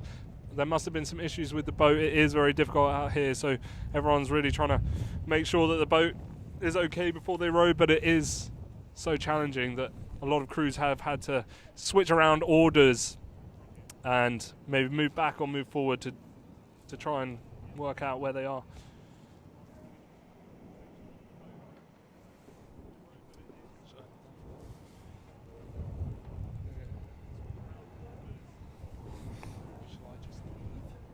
Yeah. I'll say so. Jack is heading off now back to their stall up by Crabtree Boat Club on the embankment. So if you'd like to speak to Jack and his business partner Sholto, Olympic gold medalist of Crew Connection, then do go and have a word with them down on Putney Embankment.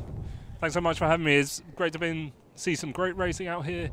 and really excited by all the amazing crews. We've still got over 100 crews left. This is the quad from Hexham Rowing Club here.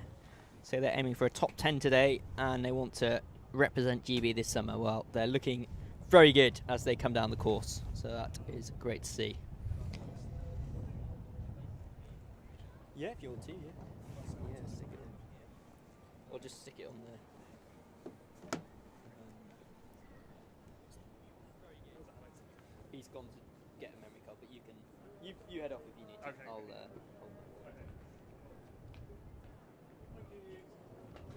See you.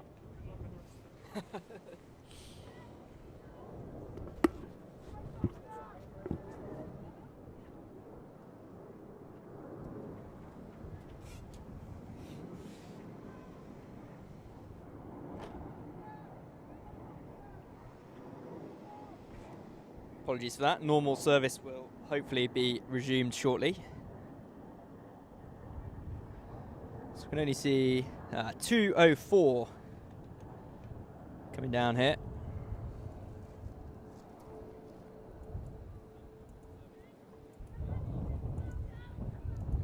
So we just had City of Cambridge, just before them Oundle School, and now on your screen Kingston Rowing Club. So big entry in the Girls' Championship quads today.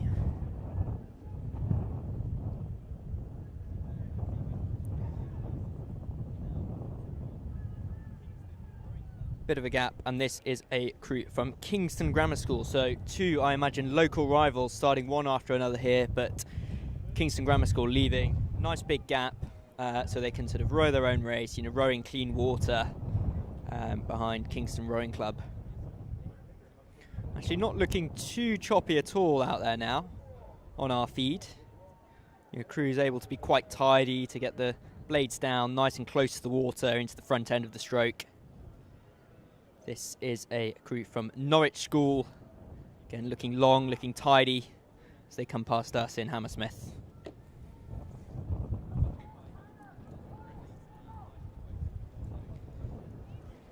It looks like they have overtaken, Norwich have overtaken this crew from St. Peter's School.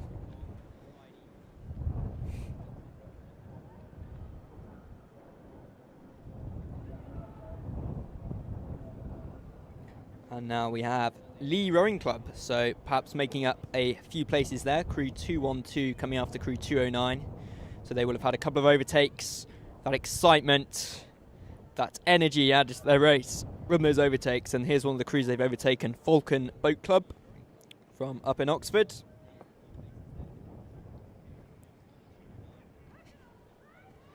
And now we have a Championship Girls quad from Shiplake College. So I imagine they will have stacked up their 8s for this race, but also putting out quads as well. We have a quad from Varese here with Tideway Scullers equipment. So Tideway Scullers very kindly providing equipment for some of these Italian crews to come over and race today. And now another mighty crew from the King's School Chester. Judging by the kit, I think this might be their top boat. So more traditionally, we've seen them in 8s in the past, but perhaps focusing on the quad this year and looking very strong. Followed by York City Rowing Club.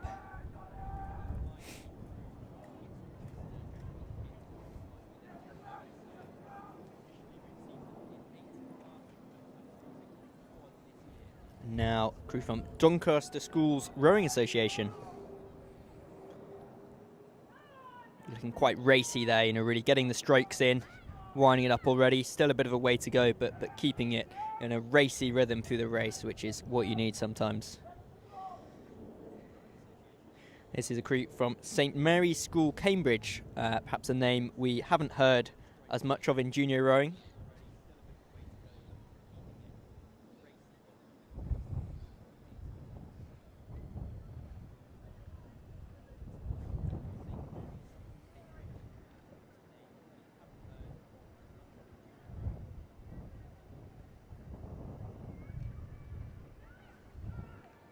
Now we have Championship Girls Quad from Lymington. Looks like they are being overtaken by the first of the girls' school J16-8s from Kingston Grammar School. So Kingston Grammar School sort of coming around the outside of them here. It's really important when you're overtaking another crew to just stay in your rhythm, not get too excited, and still try and stick to your race even with that added excitement of a crew to overtake. Next of the girls' school J16-8s, Putney High School here. Again, looking very tidy, as we see with so many of these junior crews these days. Such a high standard of rowing across the age groups out on the Tideway today.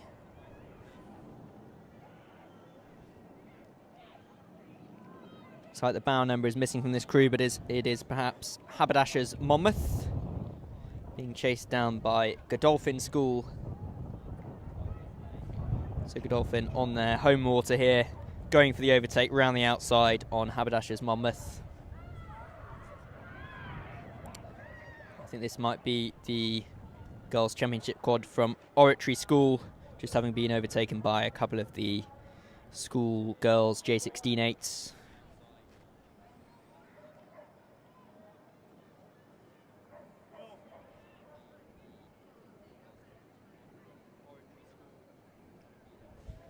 And now we have another crew from St Mary's School, Cambridge, an 8.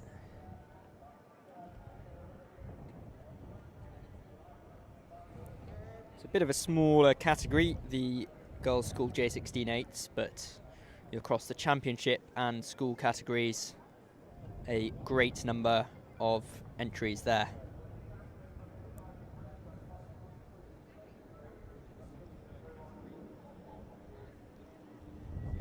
Now we have crew 228 from Great Marlow School. This is the first crew we've seen of the mixed school 8s, but it looks like they have overtaken Canford and Pangbourne to lead this category down the course. It's a really strong looking crew from Great Marlow School. Sir Steve Redgrave's old school there. And sure enough, this is the mixed school 8 from Pangbourne College. It's great to see this category enabling either more athletes to race or smaller clubs who may not have enough boys or girls to get an 8 out to race in an 8 here today.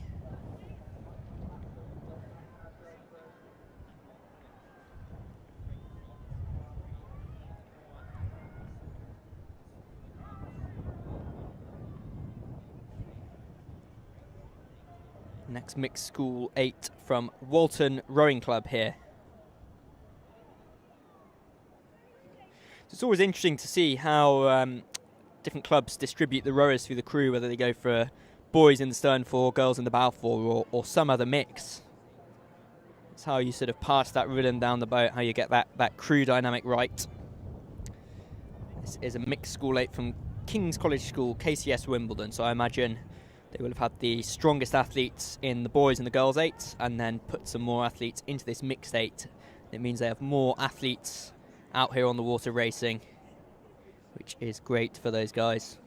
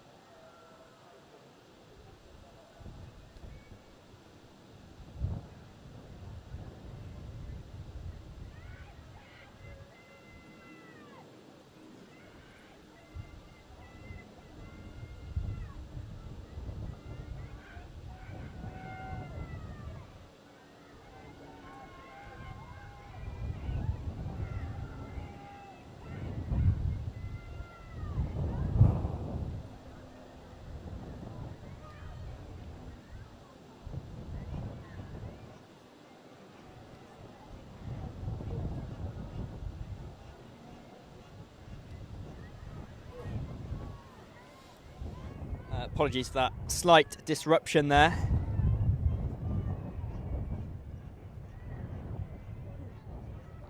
So we have some of the girls J16 second eights coming past now. So 2 crews from St Paul's Girls' School start off that category, and now we have the crew from Lady Eleanor Holles.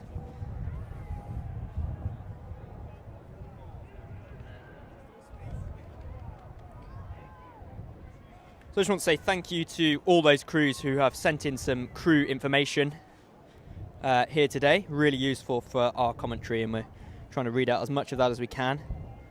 Looks like we're now on to the Championship J15 8s. So we have St Paul's School there. Looks like, sorry, that is KCS and Hampton there. Looks like Hampton overtaking KCS in that category. So very exciting result for Hampton there. If they can maintain that to the line. Now we have 241 Radley in the Championship J15 8s, chased down by Westminster. It looks like Radley have in fact overtaken Westminster, so Radley very strong across the board and across the age groups there.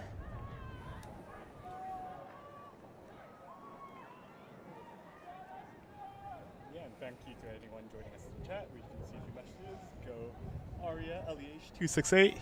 Yo, where's boat 108? I believe 108 is long past now, and our photos of them should be flying up on our website on www.allmark.one.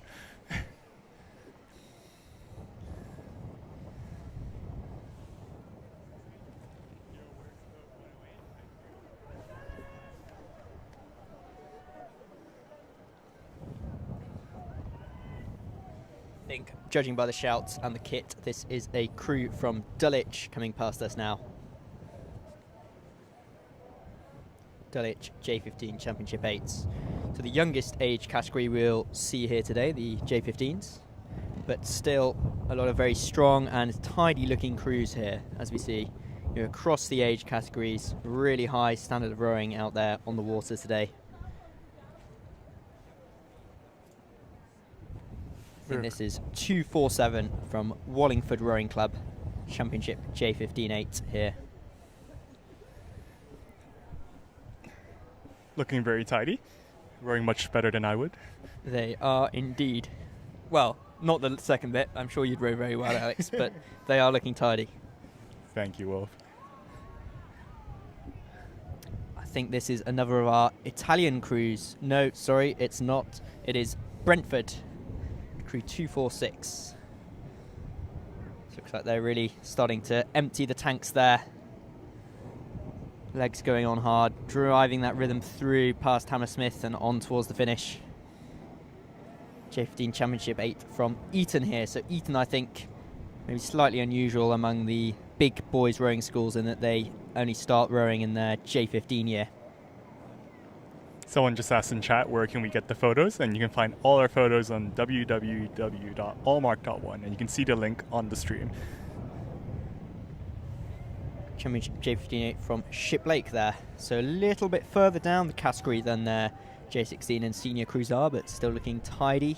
We have crew 250 from Bedford School, J15A. They say their goals for this race is to hit top 6 and medal at Nat schools. Coached by Connor Sheridan, old boy, and 2018 junior world champion. And Freddie Payne has only been rowing for half a term, so well done to him. Yeah, it's a tough old race, this one, to be doing after only half a term, so good stuff.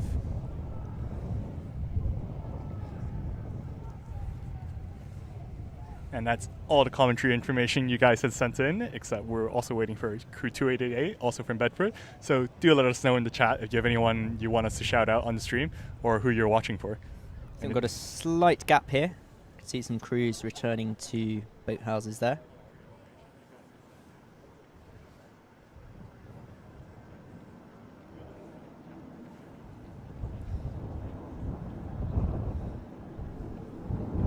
That is a big gap.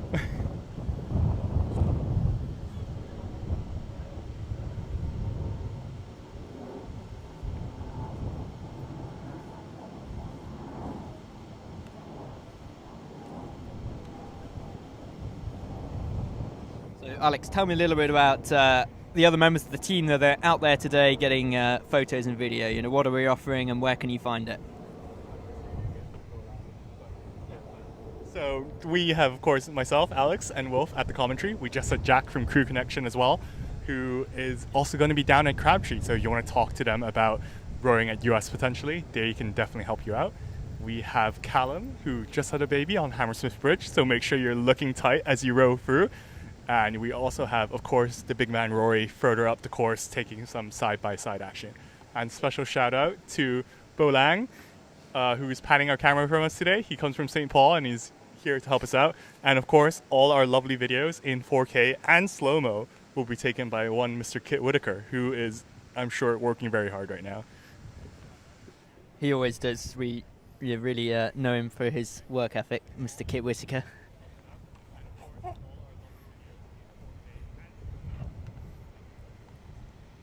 From dawn till dusk, that man goes.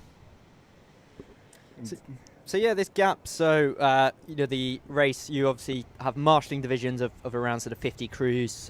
Crews marshal on both banks, so there can be a little bit of a gap between one crew setting off and another. And they also put a few timing gaps in just to make sure that, you know, crews have space on the course and marshals have space to deal with any incidents that may arise, and so that returning crews get a chance to cross over the course as well. But we will be bringing you the rest of the racing as soon as we can see the crews. And we have a couple shout outs in the chat. Let's go Georges, J15. And we have someone watching from Putney High School. Go Susanna and Jess. And finally we have shout out for Julian Darien on Latimer Upper J15 B boat.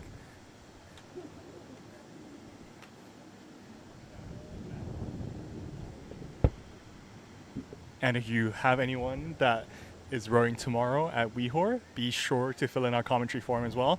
Give us something to talk about. We'll have exciting guests on, elite rowers, and I think Wolf and I will be taking a back seat and let someone else step up.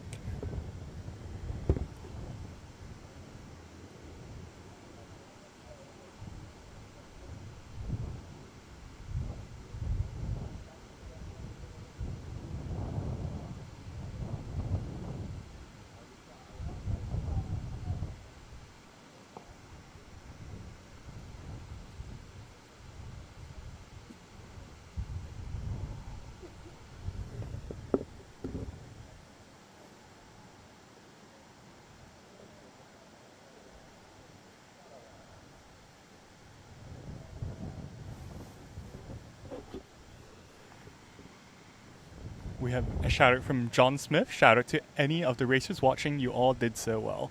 And I would definitely agree with that. We also have a shout out for Bedford Moderns, Seb and Finn Houghton. And the last crew we're looking for today should be crew free 15. So we still have a ways to go. Hopefully they'll be coming down soon.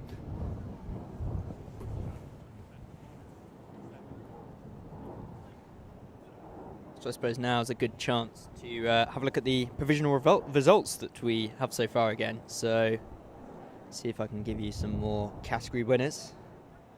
So of course we had Shiplake winners in the boys championship 8s, Q House in the boys school first 8s, Shiplake in the boys second 8s as well, St Paul's in the boys championship J16 8s, Windsor boys in the championship quads, perennial winners there, St Paul's in the school third 8s, Great Marlow in the school J16 first 8s. To the key girls category Shiplake, so winning both the boys and girls championship 8s here today provisionally on these results. Another St Paul's boys win in the J16 boys second 8s.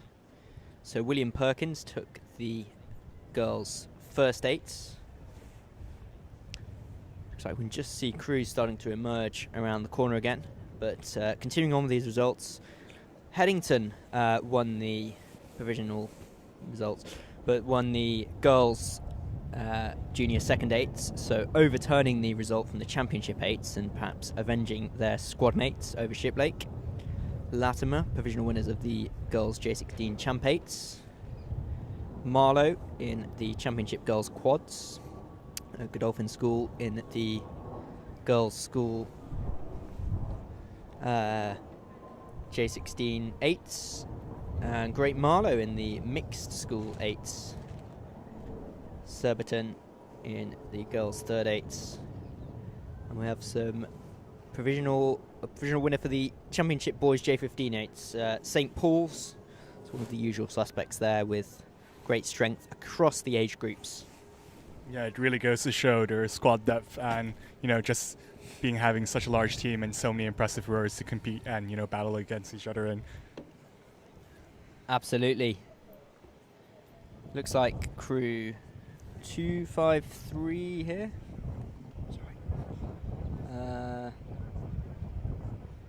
Let's see who it is. I think this might be, another crew from the mighty King's School Chester. Yeah, you're so home. They are leading the school J15 first 8 category down the course today, looking incredibly long, incredibly sharp, incredibly tidy and powerful as they come past our position in Hammersmith.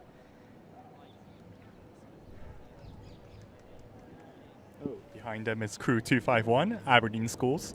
So these were last to set off in the championship boys J15 8s category. With crew 254 from St. George's College. It's a very different line from the two boats we just saw. What do you think about that, Wolf? I think you don't want to be too wide around any of the bends here. You want to kind of just follow the meander of the river and sit in the fast water, but there's no point going further than you need to either. And this is 256 Reading Bluecoat School's School J15 First 8. Very cool uniforms, but of course they're in their uni suits today. Absolutely, yeah. Well, it's getting warmer now. A little bit of sun, or it's certainly bright, if not overcast. No rain. Windy at times, but not bad racing conditions at all. You can see up the course there, the water is not looking choppy. It's sort of wind with tide, more tailwind than head, so that keeps the water relatively flat, and nice racing conditions for reasonably quick times out there as well.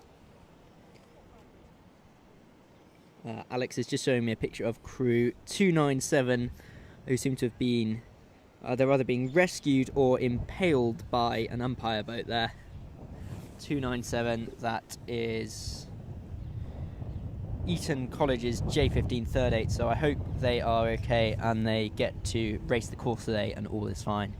It's a slightly alarming looking picture there. Everyone looks fine, just looks like something's going on there. Got the J15 first 8 from King's School Ely here, so over in your neck of the woods, Alex. Yeah, right where East Cambridge Anglia. University trains. So Yes, yeah, the same stretch of water. we're looking forward to see what happens tomorrow, especially at Weehor. Yeah, beautiful stretch that in Ely, isn't it? Absolutely stunning scenery. Very windy at times, but it builds character. Beautiful green rolling hills, meadows. Lovely place to train.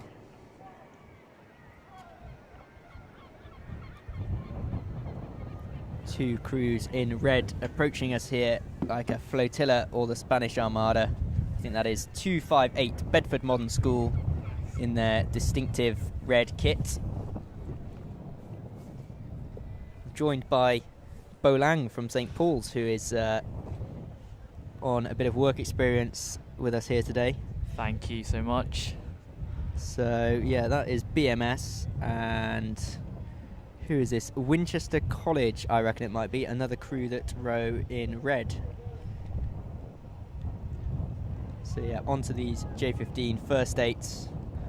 Feels like I can hear the wind picking up a little bit there, but the crew's doing really well to just maintain their rhythm through this wind and not let it throw them off, not let it catch their blade. So Bolang, you've done some coxing on the tideway. What would be going through your head as a cox at this point in the race? I think at this point, passing Hammersmith Bridge, it's all about aiming for that second lamppost, but also it's a time when crews may be coming together, so it's about managing the conflicts with any other crews.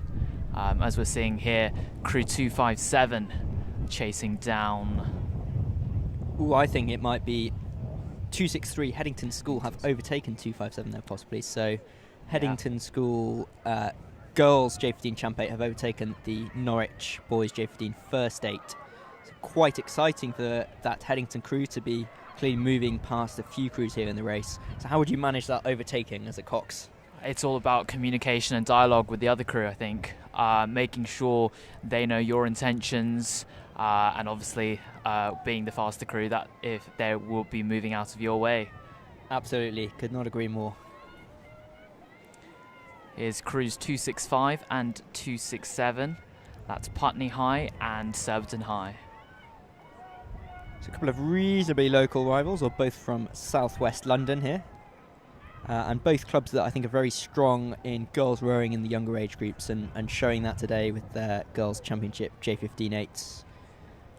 And this is another Home Wars crew from Latimer Upper School here, 266.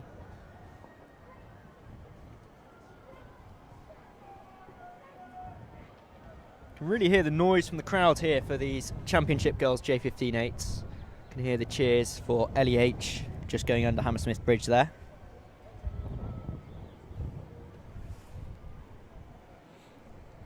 And this looks like it might be Q House, or is it Eton Excelsior? Yeah, 269. That's Wimbledon High. Wimbledon High. I was wrong on both counts. I do apologise. I should know that. So another local crew here.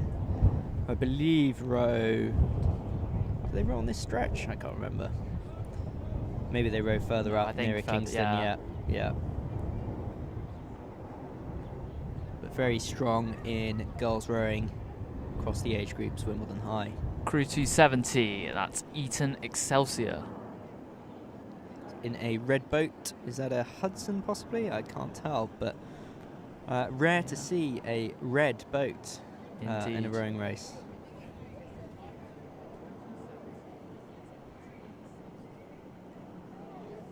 Quite a big swing back in that crew, really using the hips to get as much power out of the stroke as possible.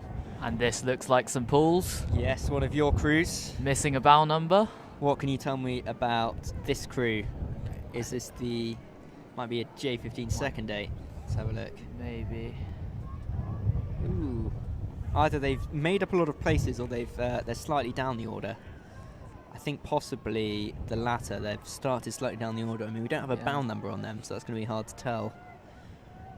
That was possibly crew from Bryanston.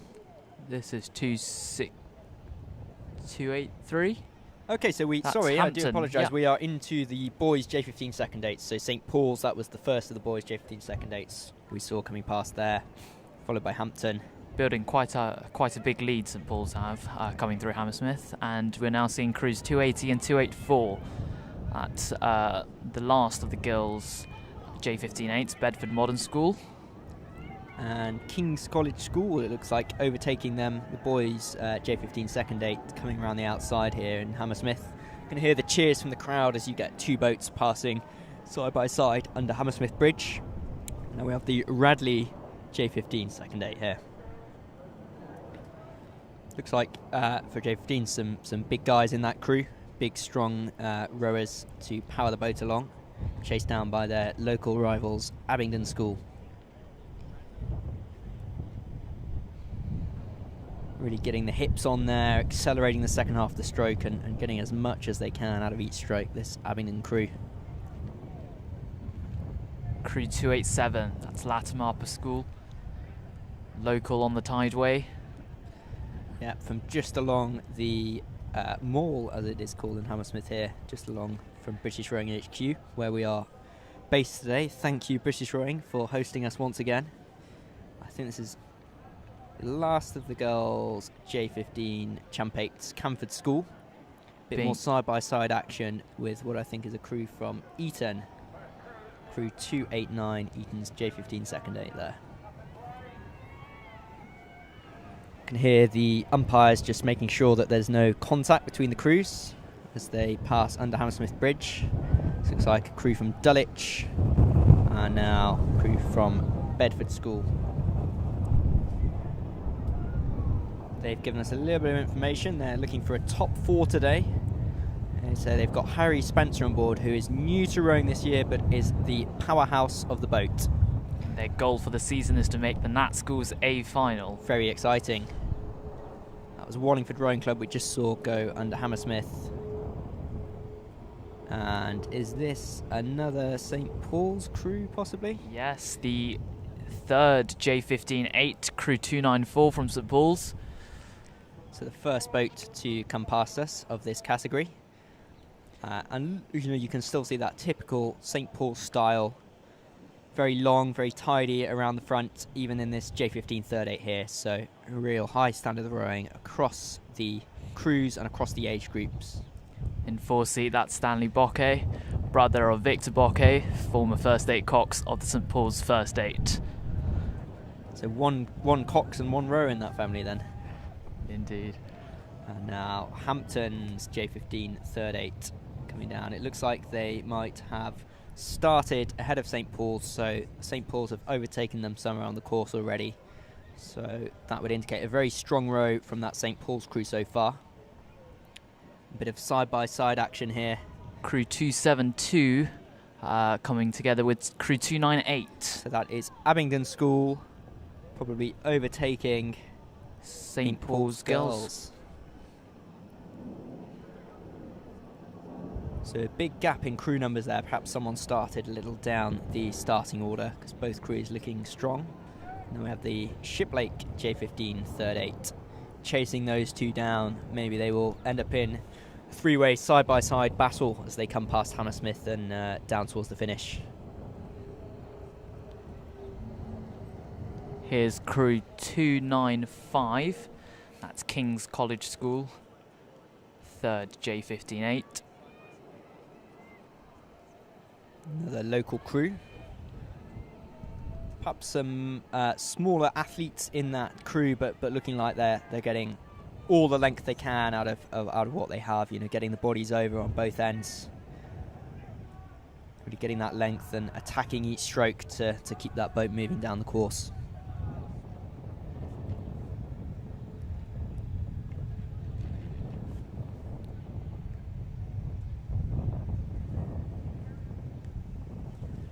Seems like a slight break in racing action for now. Yes, yeah. We await the last 20 or so crews, who I'm sure will be with us very soon. We'll see if we've got any more provisional results that we can have a look at for you.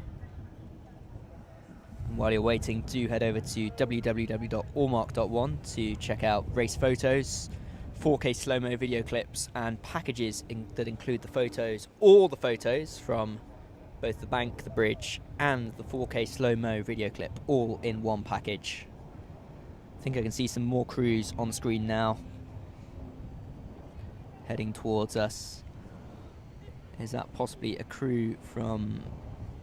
I don't think it's Bedford, but they do row in blue. Seems like Latimer. That's the one, yes. Crew 296. Just coming past their boathouse there, being chased down by a crew from Radley. Continuing on with these boys J15 third 8s.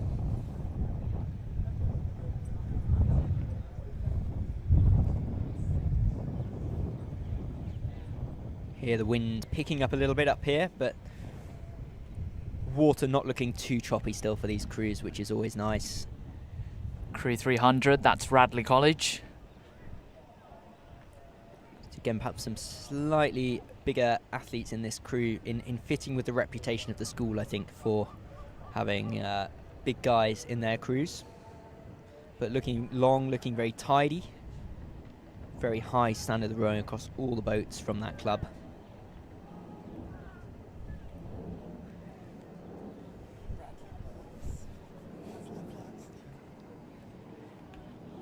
And we can bring the results that in the J15 Championship 8 category, St. Paul's have taken first place, followed by Abingdon.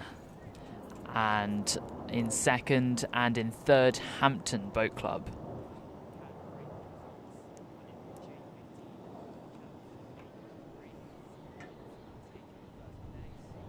St. Paul's only leading by 2 seconds over Abingdon, but a healthy 10-second lead over Hampton in third.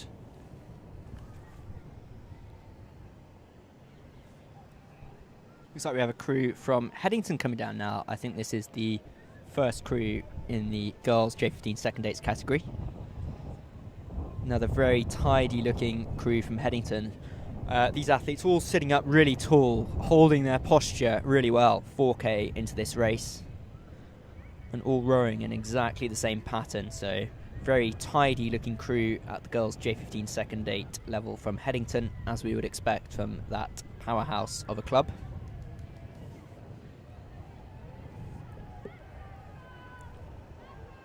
Crew 301, that's the last of the third J15-8s from Dulwich.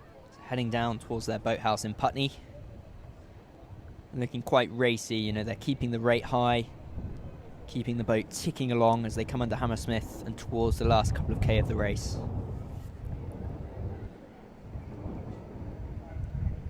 Crews 304 and 275.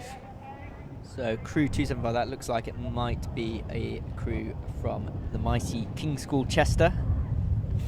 Being chased down by crew 304. That's St Paul's Girls' School, second J15-8. So I wonder what has happened here. I doubt there have been 29 overtakes, as good as this St Paul's girls crew does look. So perhaps the King's Chester crew has started slightly out of order, slightly further down, but very strong looking St Paul's girls' school crew making some overtakes there. And building up a healthy lead coming through Hammersmith Bridge on crew 303. That's Lady Eleanor. So St Paul's perhaps have overtaken them somewhere slightly further up the course and pushing away as they come under Hammersmith. Wimbledon, is that Wimbledon High School? Looks like it, yeah. Crew 309 maybe? Possibly. Can't read the number. And 274. Going back up the order, that's St George's College. So some slight changes, some slight perhaps mix-up or issues in marshalling or getting up to the start in the starting order today, but these crews rowing their race well regardless. Looking long, looking tidy from St George's there. Bit of side-by-side action now between, I think, Putney High School and is that St Paul's Girls' School. So two local crews here, two tideway crews battling it out on their home water. Looks like St Paul's Girls' School starts a few places behind them, so making up some ground there and perhaps getting the better of them. Looks like a very strong J15 girls squad from St Paul's School out there today. And this is, I think, 305 From Latimer Upper Latimer. School.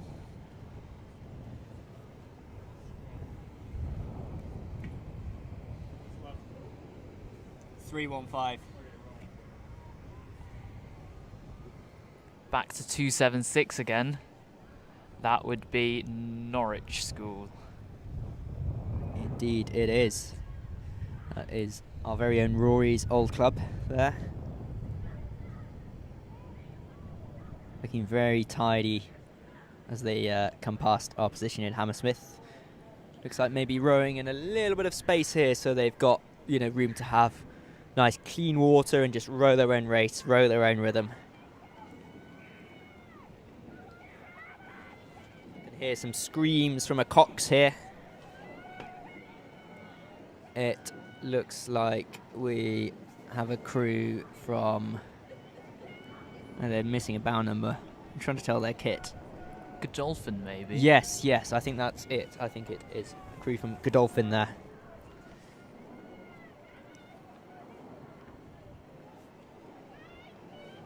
And this is crew 312 from Surbiton High School.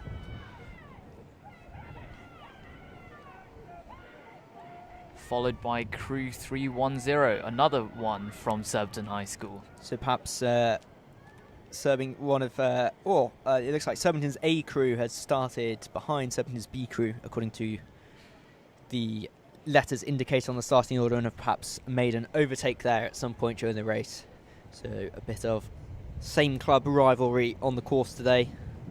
This is 314 Latimer Uppers girls J15 third eights. So I'm not sure we've seen the girls J15 third eights category here before. Certainly going back a few years, it was not a category that we had, but clearly so many girls taking up rowing that we now have this category with a large entry. So it's great to see the numbers of girls rowing at junior level increasing and increasing over the last few years, and more people trying out the sport, and not just trying it out but coming down and racing on this famous course here today. I think that might be a Bedford Girls School crew looking at the kit, 278.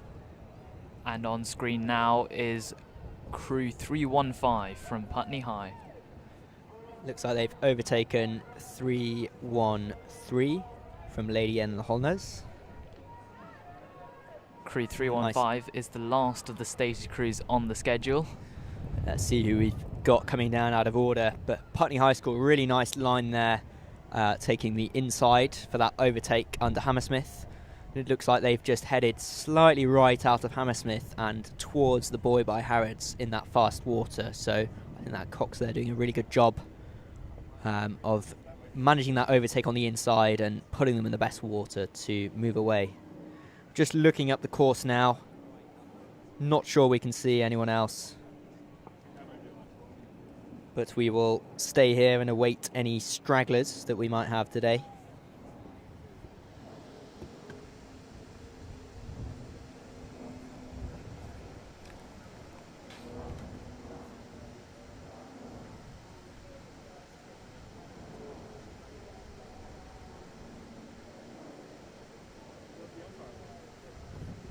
Yes, so we can see the umpire launches heading back down the course, which means all the racing crews are now past us. The race is over. Well, the crews are still going to make it all the way down to the finish, but everyone is past us at Hammersmith. So I will remind you again, check out the link on the bottom of your screen, www.allmark.one, to check out all our lovely race photos and videos from today. So we have photos being taken both from the bridge and the bank, and 4K slow motion super high quality video clips being shot from the start up at Chiswick Bridge as well. So all of those will be available. Well, the photos will be flying up now. The video clips will be available later on today on our website, www.allmark.one, and we also offer a package including all the photos of your crew from both the bridge and the bank and the video clip for one fixed price of £50, with bulk discounts available if you are buying for multiple crews. So do please check those out, check out all the wonderful photos from today and get your mementos of what has been an incredible day's racing.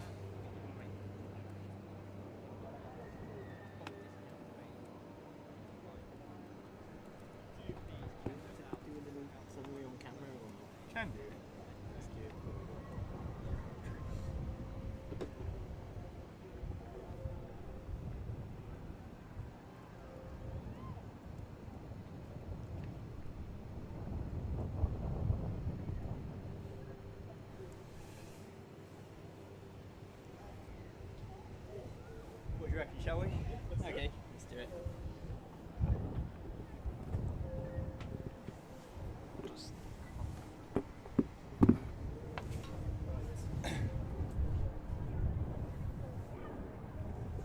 Oh, it's cold. You can